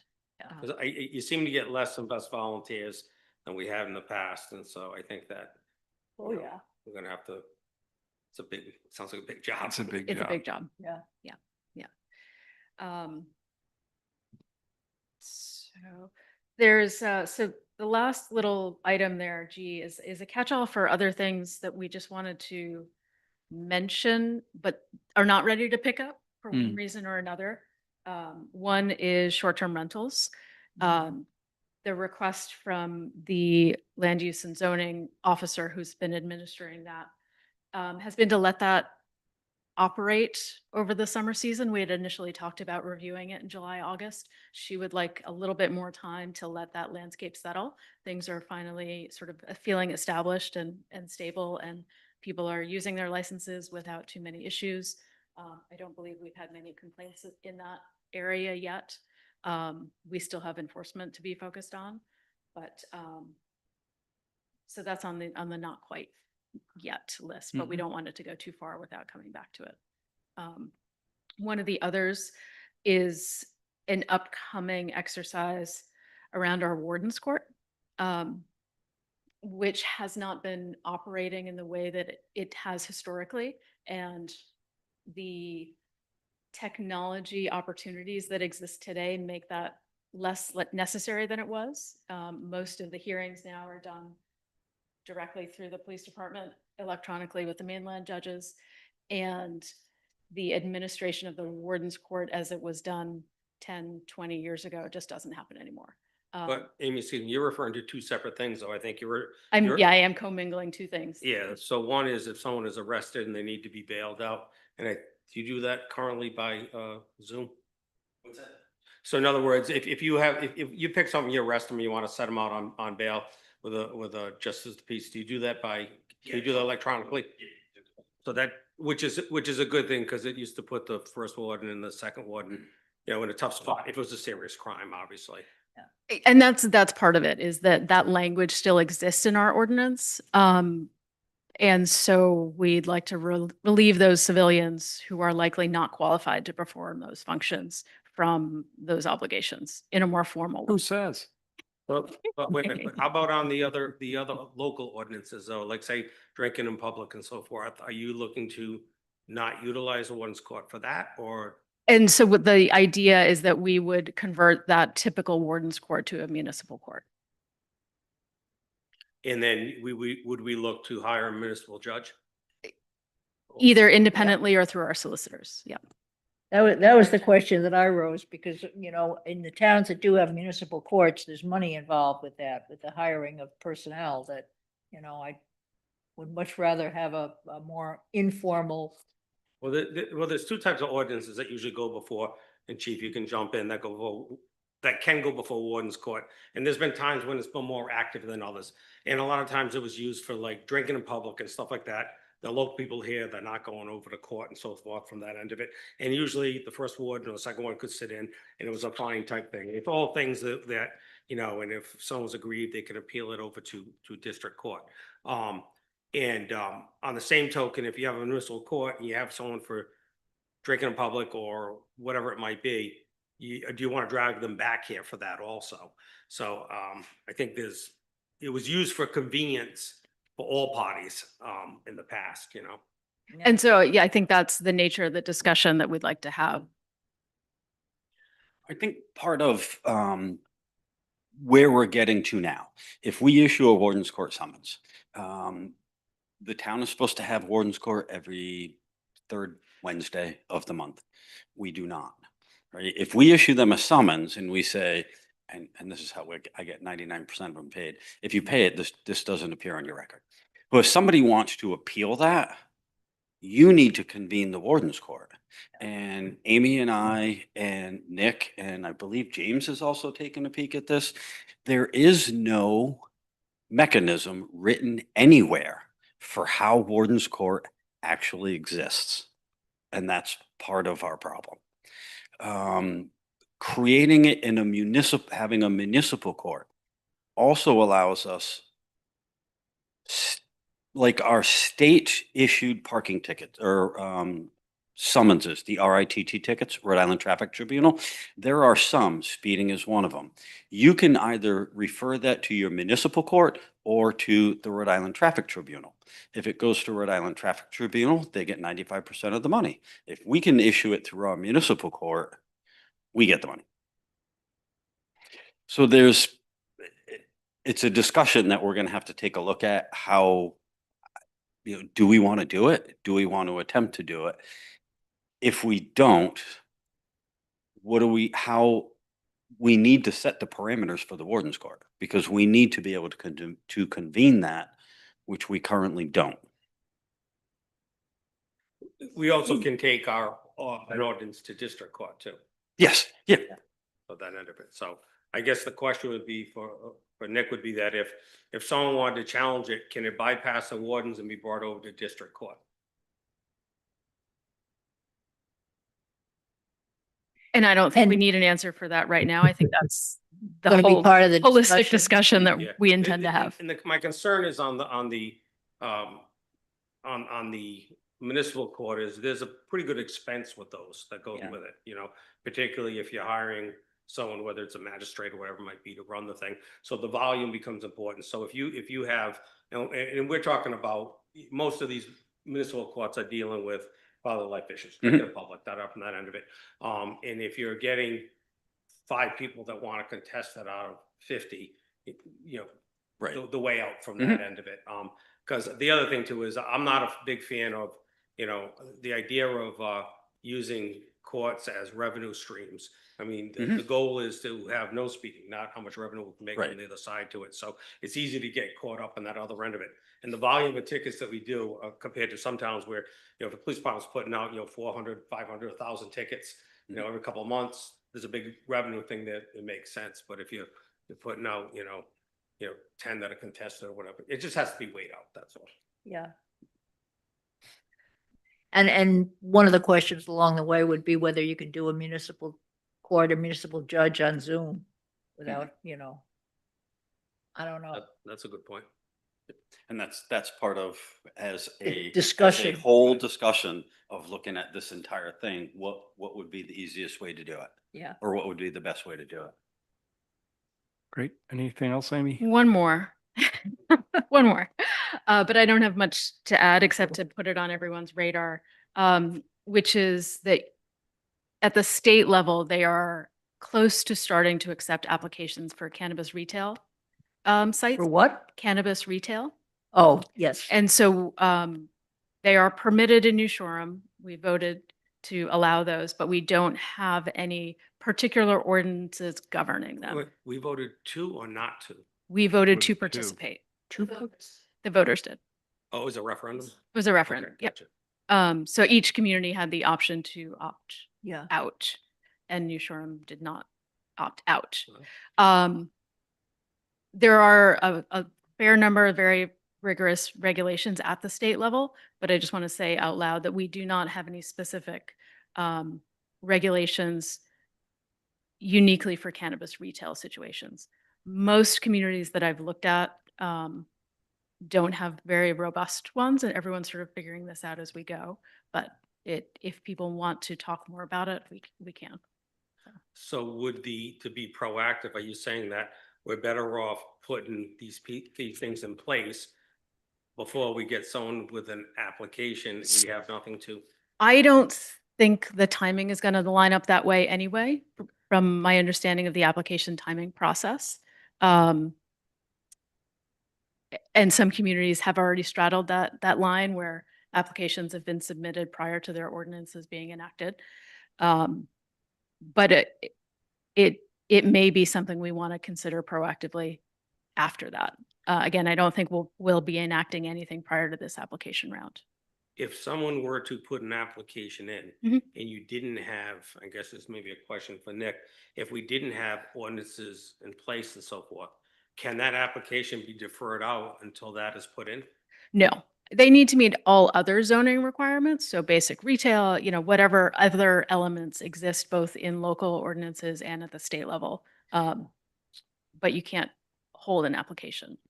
So then I think then the opposite, I think it would be important to look at what some of the other towns have done, check and balances. So we're not behind the 8 ball should someone go forward with it and they're somewhat grandfathered before we did an ordinance or whatever it might be. Mhm. And I don't know if there's, I'm sure that Warwick, or there's gonna be some towns that have already gone down this and. Right. and be able to- There are communities already with the first round of licenses. Yeah. So, yeah, so James, if Amy or whoever can find the places that have the ordinance and forward it to you guys, can you give us kind of a draft to have, so that we can take a look at it? Happy to bring some ideas forward. Yeah. Yeah. And I have no idea what the ordinance would be, but I just, with no ordinance, I think we're in a backseat. And is it considered just straight retail so that from the zoning standpoint, any retail location would be applicable to a? And James can talk over me if he has additional knowledge, but my understanding is at a baseline, yes, you have to meet those base retail requirements. Some communities have another layer of cannabis retail regulation.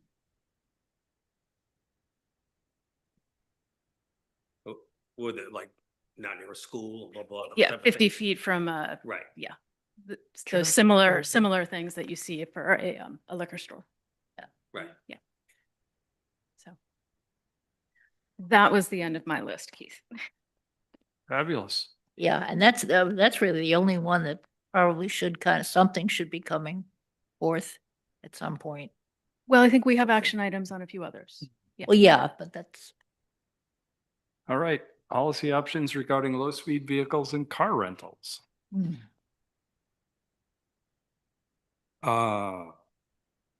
have a. Mhm.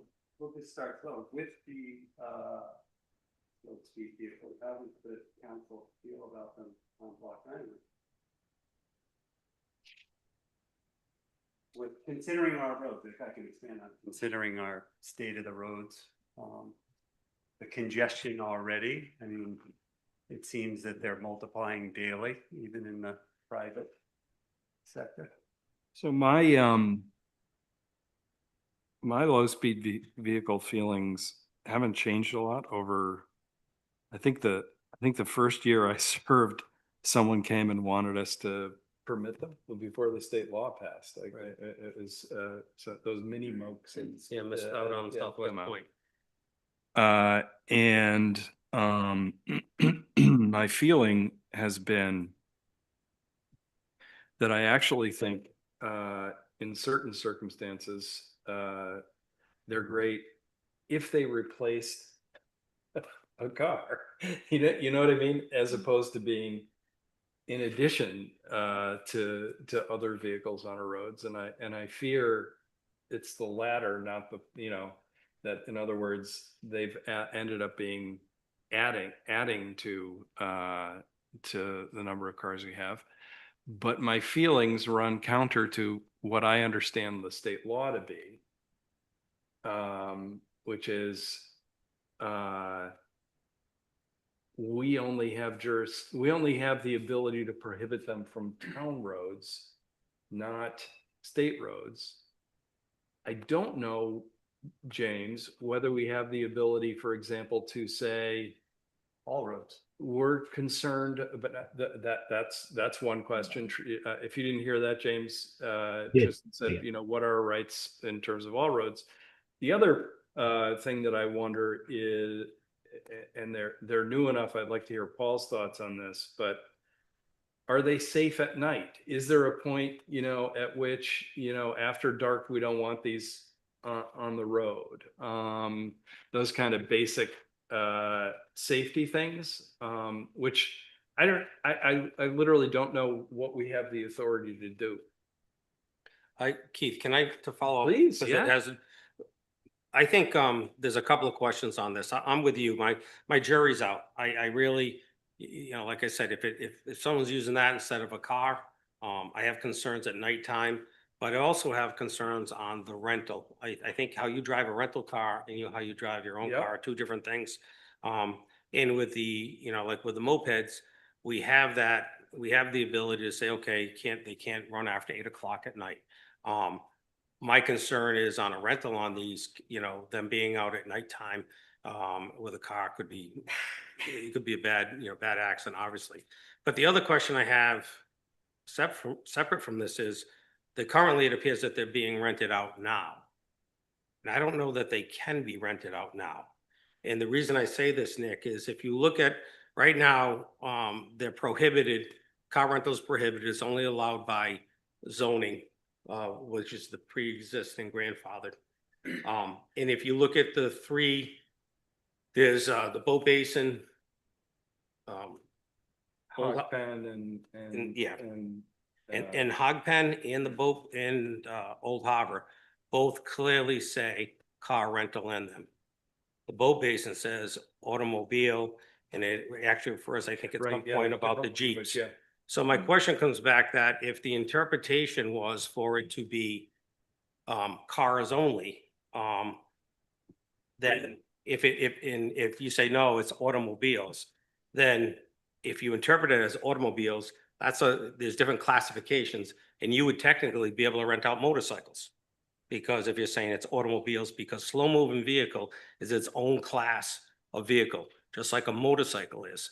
Mopeds are set because there's a state statute from there, so take that out of it.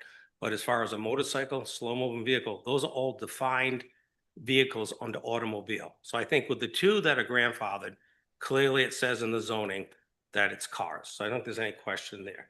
The one at the Boat Basin, I believe the intent is, but that would be a question more for Nick. I believe that the intent is that it was for, you know, for automobiles, meaning cars. And if you give me 1 second here. Yeah, that was vehicle. Right? At the Boat Basin, it says at the meeting on May 16th, May 26, 1987, the board considered your request for a special exception to operate a vehicle rental business. The others clearly say vehicle cars, but this one is vehicle rental. By a vote of 4-1.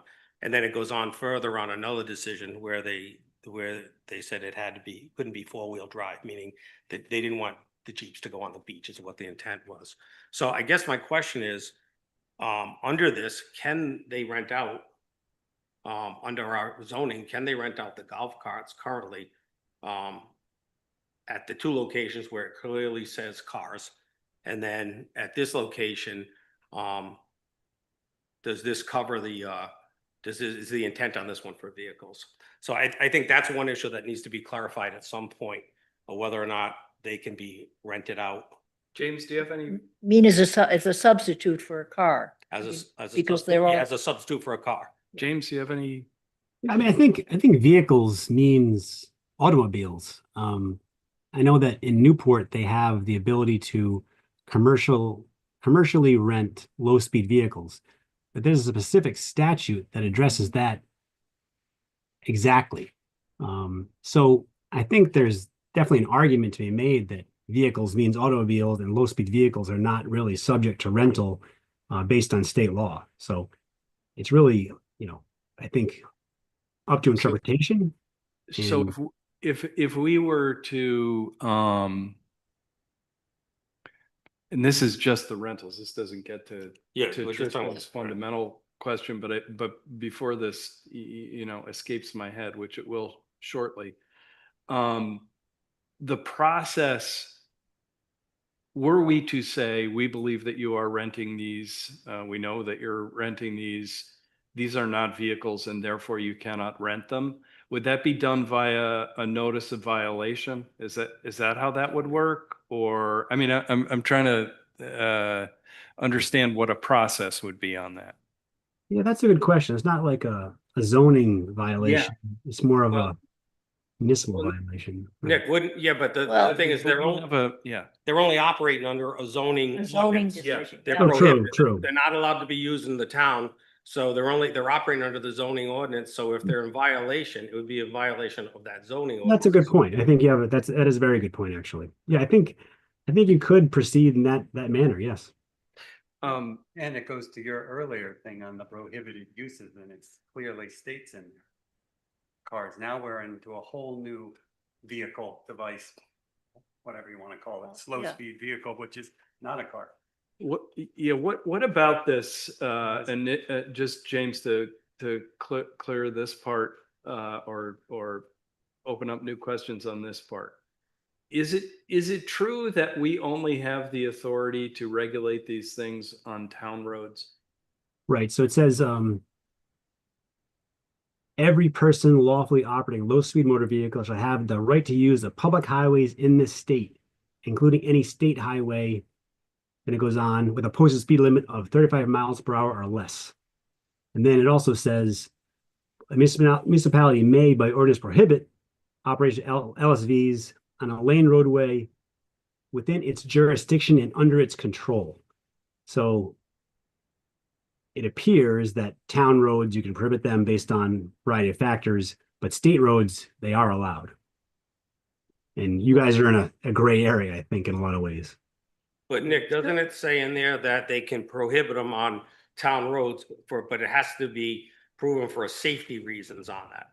Right, exactly. That's the condition. So the argument on that, since the speed limit is only 25, and I think that safety issue of, hey, at nighttime, you can show there's a safety issue from that end of it, but during the daytime, first of all, we have very few town roads anyhow. That's probably that's what I question. Yeah. So it's just the town road, but I think there has to show a cause of a safety thing, not just because it makes it easier for the cops. I think you could show that at nighttime, but again, we're talking about just the town roads on that. Right. You have to find that the highway, the town road, presents or represents an unreasonable risk of death or serious injured occupants of low-speed vehicles as a result of general traffic conditions, including a limit to excessive speed of other traffic vehicles, volumes, use of heavy trucks. Yeah, I Things mean, like that. because we have, but James- suppose you own, oh, I'm sorry. No, go ahead, go ahead. Suppose you own one. I mean, a private, That's right. I was thinking the same thing. If someone comes over on the boat with a LSV, they have to stay on state highways. And I don't think we can prevent that. So James, I have a question. A little, sorry, a little more unique out here. Our state roads don't even fit a standard to a state highway, True. I would argue. I mean, we have no shoulder, and some of the state roads are not even wide enough. Do you think Beacon Hill doesn't meet the? it's gonna be our speed limit more than anything, Tristan, and our speed limit is 25, so, you know.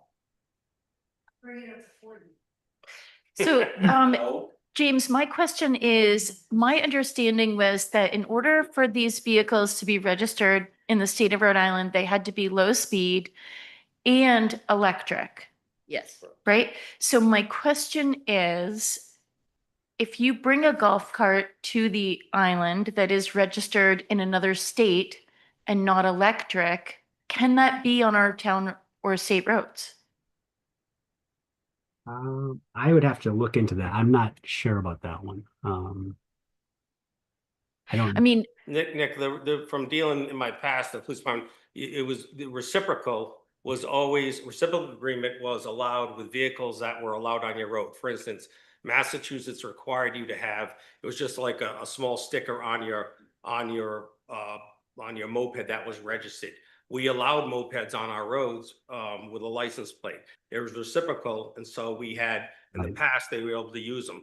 I guess the question I would ask you, what probably needs to look into, if there's no law in the town, is the reciprocal applied to it? So for instance, there's no law that allows a gas golf cart or an ATV or utility vehicle and operate on the roads in Rhode Island. It's prohibited. So the question is, that reciprocal, I don't believe, but we're trying to see if that reciprocal applies, because there's nothing reciprocal because we don't allow those. If we did, I think that even in the state, you have to have a slow moving vehicle emblem issued by the DMV, which I assume is the Rhode Island DMV. you have a license plate. Right. Yeah, it's a So- specific plate. It says a slow moving plate. You have to have a placard on the back that has the triangle, I believe on the sides too, that identify it as that. So and it has to be inspected. And those are all written out. But we don't have, you can't have a gas operated one. So the reciprocal would apply to if you have a golf cart in Connecticut and it's an electric reciprocal, because Not we yet. have that law here. But if it isn't, but we don't have any, it's prohibited to have a gas one on the road. but this is something I'd love to clarify, because they are starting to pop up. And there was one on the front street the other day that had New York plates. I am no vehicle expert, so I have no way of determining was that gas or electric powered, because like James said, the Rhode Island plate is very specific. If it's electric, the plate tells you that. But I don't know what New York does, right? And it's not my job to figure that out. So I'm just wondering, just to make it easier on the police department and everyone else, like if you're getting off the boat with a vehicle that is not allowed on our roads, I think our police department needs to know that, so they can stop you and say, that's beautiful, and you can park it right here for your entire stay. You know, like you're not taking that on our roads. My other issue is, I would say, obviously, all the normal rules of the road apply, right? Like, so if you're going to be having toddlers on your golf cart, shouldn't they be in car seats? Good question. Because they're not. I mean, like the ones I've seen, they're not. There's babies on laps, and like that just seems to fit the accident waiting to happen. To me, The child seat. State statute addresses says- automobile. It doesn't address the low speed vehicles.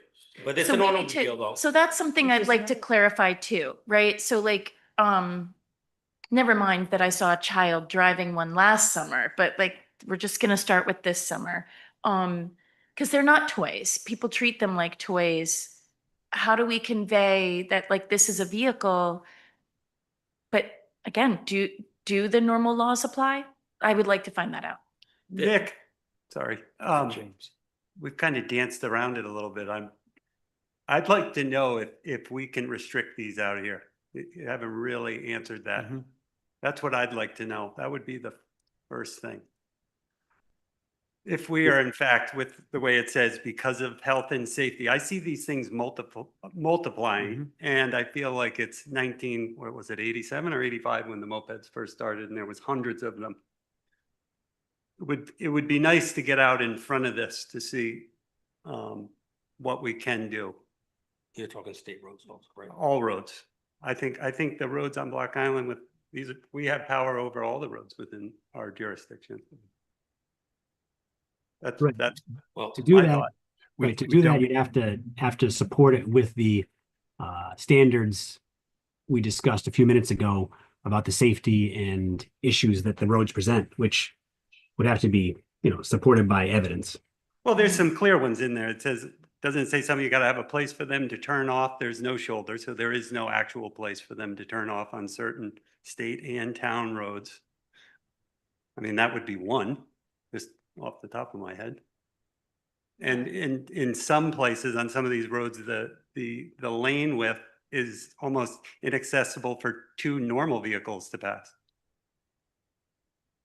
And But these are smaller than the SUVs that are going around on the roads. Yeah, this is a follow-on to, or an additional from Tristan's question. I had always been under the impression, perhaps incorrect, that we had very few what would be, in quotes, town roads, that our roads were a vast majority considered, in quotes, state roads. Yeah. And I think as you're going through this, James, having a really good answer, which may exist with Amy or, in our files somewhere, to that question would be helpful, because one of the ones that I think is local is Weldon's Way.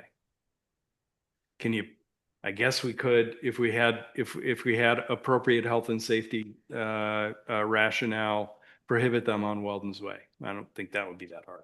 Old Town Road. Old Town. I don't know about Beacon Hill. Is Beacon Hill a state road or a town road? Hill is a town. Town road. Down. Because I see them a lot on Pilot Hill. these things on Beacon Hill. It's not universal, but as a shorthand, most of the dirt roads are town roads. Most of the paved roads are state roads, with some exceptions. See, at the very least, I think I could come up with a pretty darn good safety rationale for keeping them off of dirt roads. Well, I'm sure we could follow whatever the rationale is for mopeds not being on dirt Yeah. roads, which is, But don't, I think there's three separate things here. There's the question Tristan has, can the town, regulate them on all of the roads? Yeah. And I would assume that's, since it's state statute, would have to take a state statute that allows us. Yeah. But we'll let you look into that, Nick, on that end of it. The separate part would be is, can they, like I said, my jury's out on, I'm not ready to throw the baby out with the bathwater here. I think that I do question if they can be rented under the current provisions that we have. And where they're being rented out right now, it says car rental. And remember, all of these are motor vehicles. A moped, a car, a truck, they're all motor vehicles. There are different classes of motor vehicles. Slow moving vehicle is no different. It's a class just like a moped is. So it comes back to a bigger question that I have is, as far as, because I do think rental is an issue, particularly at nighttime.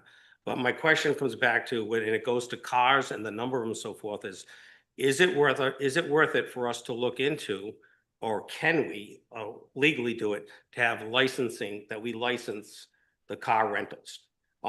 Just like, we do with the, you know, with the mopeds. So we can say, okay, car rentals, and if it might mean that the ones that are there get grandfathered in, and then we can set the number, we can set the type of vehicles, we can set the time that they can operate and so forth. We would have more control. My concern is, and even here, if these current ones are being rented out, the golf carts, and they're in violation because they're a class of slow moving vehicle, not a car as the zoning board allowed it. The process we have is through the zoning process, and we know what that the whole process that takes in order for it to, how long it takes for the violations to go through from that end of it.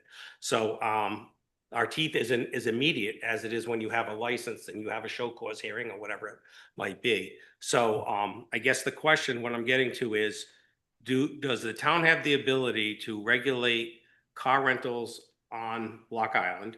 And I know there is a license upstate, but there's also a license upstate for you to have to have a food truck, but then you also have a local license with it also. So is that possible? And if that question is yes, does it give us a better control of it or not? So I guess it's a twofold, I would ask, as far as the rental aspect of it goes.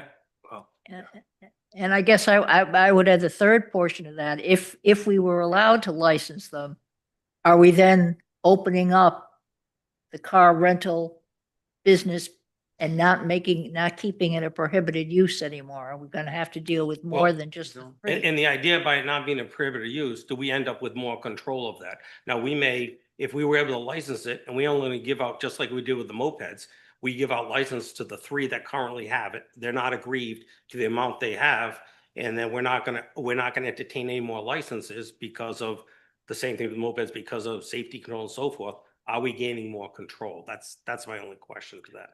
I just want to make sure we get back to what Tristan asked, which is not this is not putting you on the spot in the moment, James, but I do think a lot of this conversation flows from what we have the right to do. Yep. Right. You know what I mean? And For the health and it's safety. yeah, and I think, you know, we'll put this on an upcomer soon. You know, while you do some research and nose around a bit, but you know, what I'm hearing, what we're hearing is nearly everybody at the table is of at least 2 minds, if not 4, on these things, and we're trying to figure it out. But I don't want to spend a lot of time figuring out what we want to do if it's something we can't do. I have one more thing that I would add to this that is on car rentals, not on low-speed electric vehicle rentals, and that is, at the very least, we all have the same feeling that everyone who has a special exemption may not be living up to the letter of their agreement, i.e., may be renting more than 20 cars.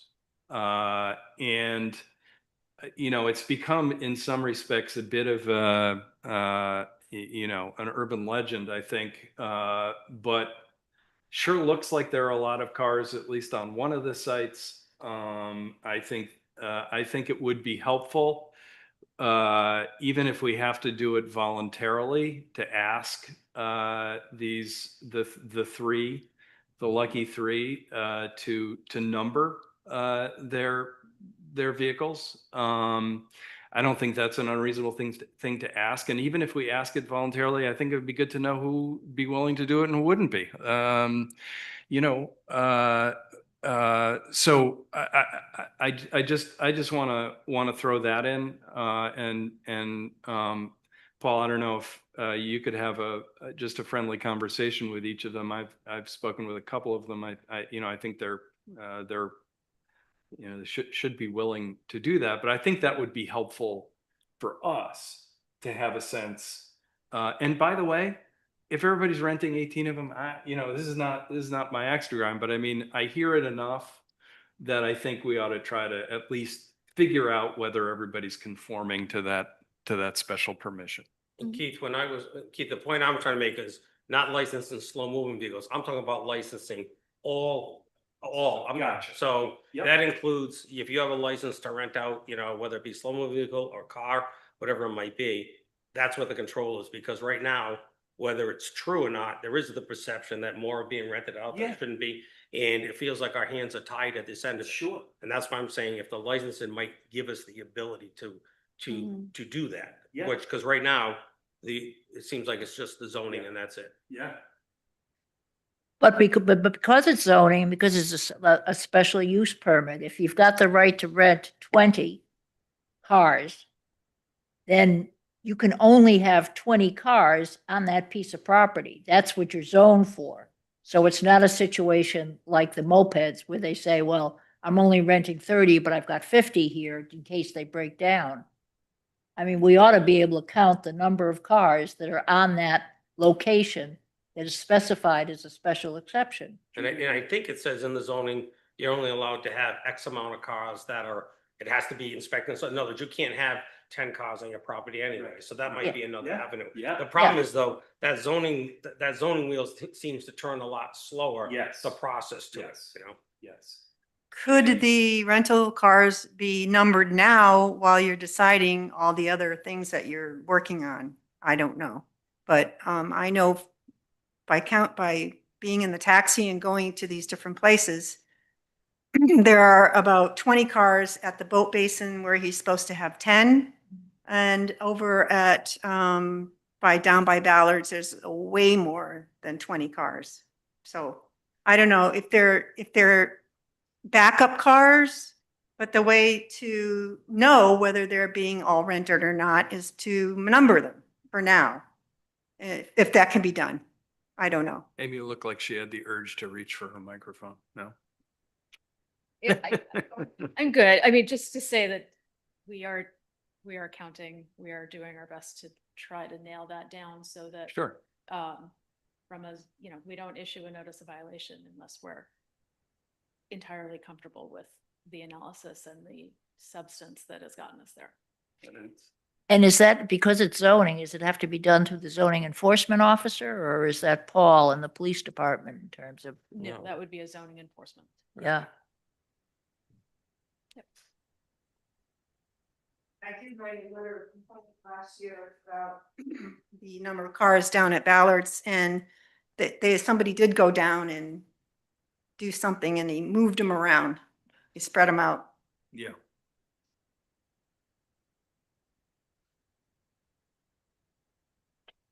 I believe it's more than 10 at the boat basin. Do you have it over there, Amy? I think is it fit? Yeah, I think it's, I can pull it up, but I don't have the letter in front of me.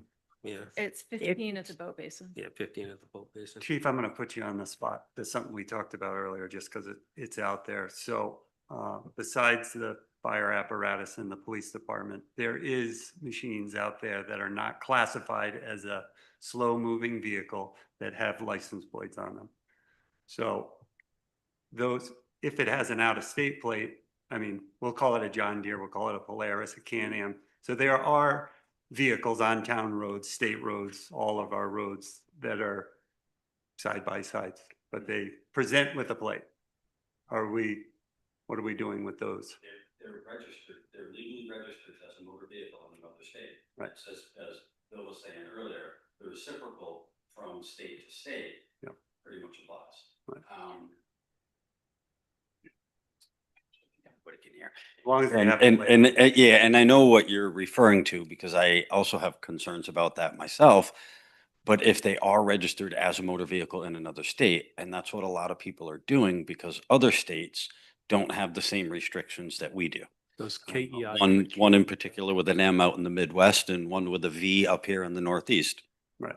So can I ask a question though? Don't we have a residency requirement? Like if your vehicle is on Block Island for a certain number of amount of time that it needs to be registered in Rhode Island? Or maybe it's Yes. a state Yeah. law, not a, State law. Yep. does that exist?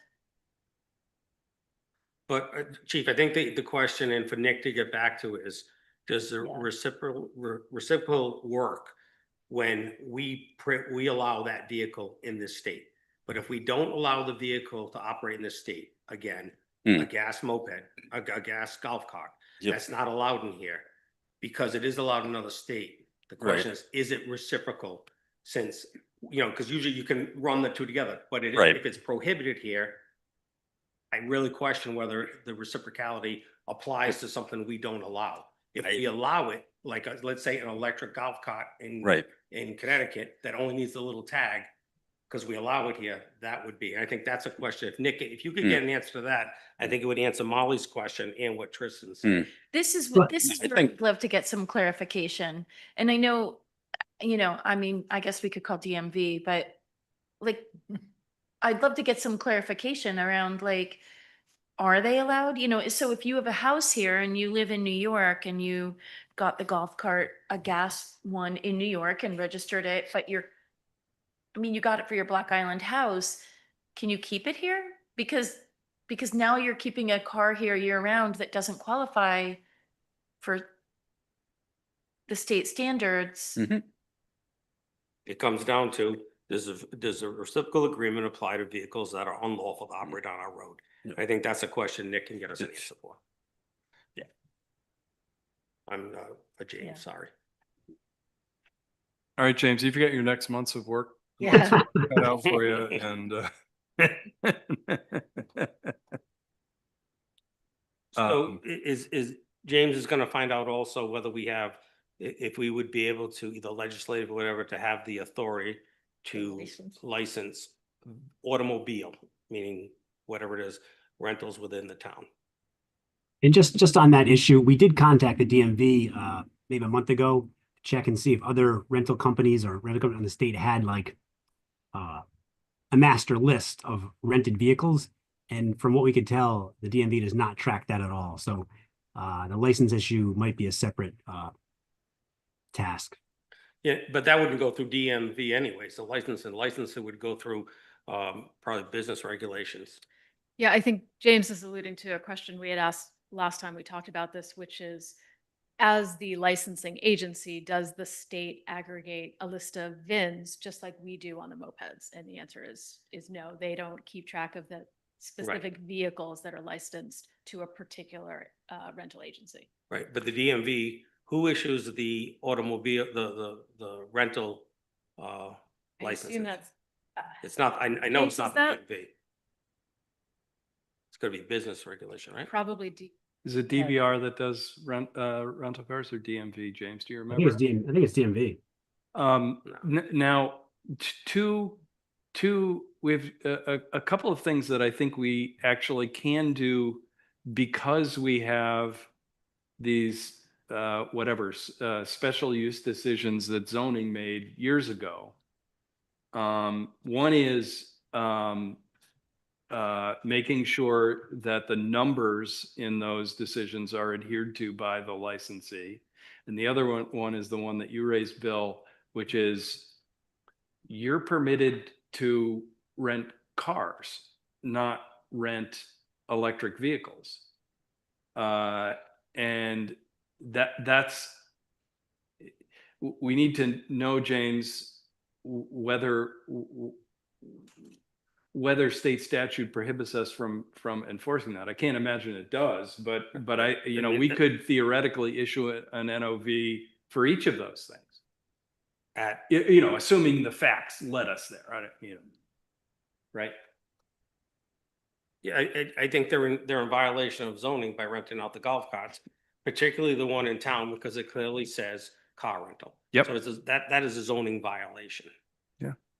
If it's, Yeah, and is that a substitute for a car? Or are they, are they doing it in addition to the number of cars? They will debate, I assume. it's a substitute. Well, I don't want to make their argument for them. I guess the other question is, do we care? Would we rather have a car, have the slow moving vehicle, or the car rented out? I mean, do we care? I care, particularly at nighttime. Maybe during the day, I don't have as much concern, but I certainly have a concern when, it gets dark. I think they're not well lit. It's, it has a triangle on the back because it is. Do they have headlights? They do. I mean, all the, They have headlights, seat belts, windshield wipers. Rear view mirrors, all that yeah, stuff. I mean, all the islands use them. Yeah. Well, I'm not gonna make a case for people drive cars smarter than Yeah. the electric vehicles. They drive both of them stupid but it seems a little stupider with the golf carts, in my opinion. Well, it seems like a But toy. again. Did you say that? Check. It feels like a toy. And I think that's why I Really think when you subjective own one, you here. drive it differently Yeah. than when you rent. Absolutely. So I do care. Yeah. I think we should find out all these specifics about like, do all the regular, I mean, I'm assuming regular rules of the road apply, right? You Yeah. still have to stop at stop signs and use your blinker and put your kid in a car seat and do all the normal things. I don't see a lot of those things happening, but I think they're supposed to happen. I think they're gonna get in way on the roads. I think it's just one more thing that we should have oversight on. I mean, I've got 6 vehicles, registered vehicles, and, now I see, oh, let's get a golf cart for our friend. So I've got, I'm driving one of my vehicles. It's just an extra thing 100%. to get around out here in a It's- short season. is it The add- dump trucks, the garbage truck, just take the golf cart to the beach.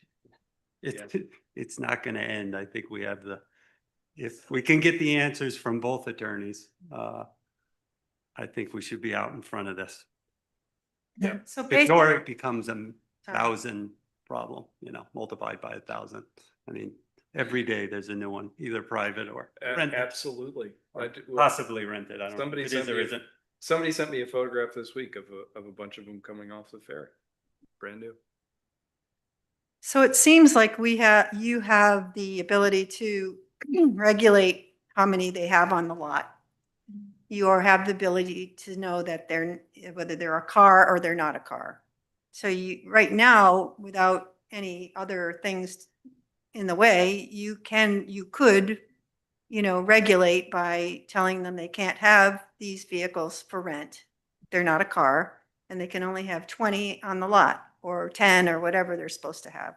I think You we just wanted James to confirm the sort of car versus low speed electric vehicle question. And we heard from Amy that the town is working on a rational way to count so that we can, if necessary, issue an NOV. Yeah. Bring certificate. And that's a voluntary. Is anybody old enough to The numbers on remember it, the that would be just a tripods that voluntary came thing. along? Numbering would be voluntary. Right. That's a conversation that we'll have with them. Three-wheelers? But what God. we could do if we felt that renting out the golf carts did not comply with the zoning, we could, the building department or a zoning person could go down, give them a summons for that. They can appeal it to the zoning board. Their case would be heard by then, and either whether they rule yes it is, they can, or no, they can't. And they would have the due process to appeal that if they didn't like what that was. And that's the way the zoning goes with it. Yep. So, Yeah. And I think if we find them rented out, if we find these things run around at nighttime, I think we should get that determination sooner than later. Yeah, Tristan was right. I'm not anti these things. I don't think, other than the fact that they add to the number of vehicles. I always thought the hope for them is that they would, someone would say, let's leave the suburban home and and bring the low speed vehicles. But I agree with Tristan. Every day I see new ones. I see them. I mean, I live on a little spot in the middle of the island. I see them very frequently now driving on the dirt road by our house, multiple times a day.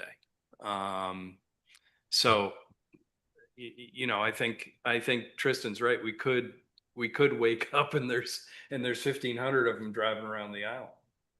A little bit of an exaggeration. I'm just thinking more 6 occupants, no airbags, up against may it be a cab or truck, or it just doesn't make sense here. So Yeah. I think we Yeah, still have but- time. I feel, But Chief, the ordinance not gonna supersede state law. Okay, Yeah. so the ordinance won't supersede state law, but what we could do Mhm. is, if we were I don't know that we're there yet, but if we felt that strongly, we could ask for legislation to be Mhm. introduced. Right. X, Y, and Z with it, but our ordinance can't supersede the state law that says that they can operate on state roads, blah, blah, blah, they have from that end of it. Right, but we could have gotten ahead of the rental part of it. Yeah, And that, well, and that's the thing well, that we. but the problem on the rental part is, we would have to be able to license them to Mhm. have the ordinance with it, and Mhm. that's the question we need to find out, Right, you know? right. So I Because guess- right now. So I guess, James, you're on the spot now. We need an answer and we need it tomorrow. And just for reference, I know Prudence Island has their own low-speed vehicle legislation for some reason. I don't know exactly. Well, they had that, James, they had that because they were illegal. You could not operate them on the road, and they went and they had state law passed that on Prudence Island, you could use them. And that's been in effect for a long time, and they basically, is that, I'm hungry. and that includes. well, hey, The gas ones. you're in for the long haul tonight. And they have a time limit of 6 p.m. So Exactly. Which I think is a smart thing on their part. Beautiful. Thank And that you. could be a route we could go down the line, say that if, let's say we did allow, we couldn't ask for legislation that didn't let them be used on the road after a certain time, Beautiful. Item 3. Amy, do you want to do this in closed or open? Let's start in closed. Okay. Sorry, guys. Can I have a motion to go into closed session? Second.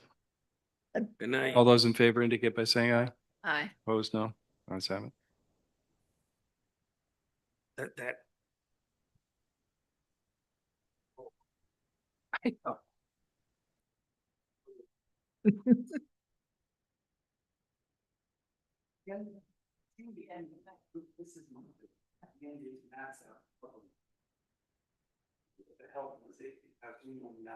Yeah.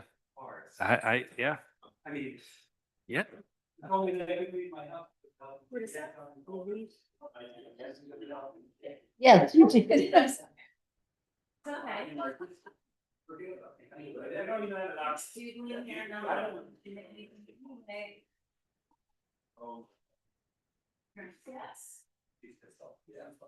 Hey, yeah, mom, slows everybody down.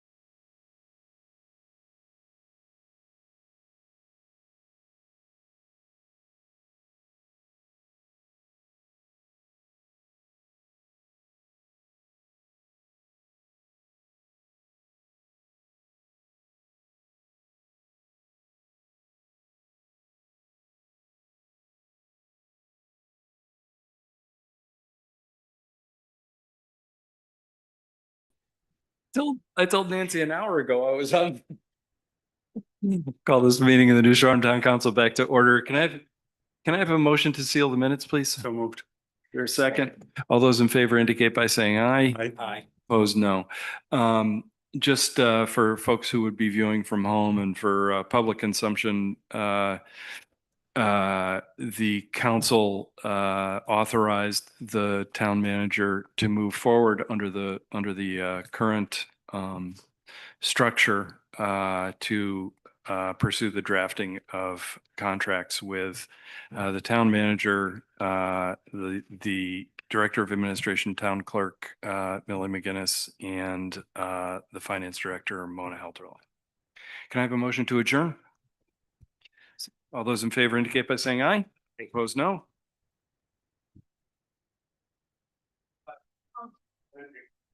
Yeah.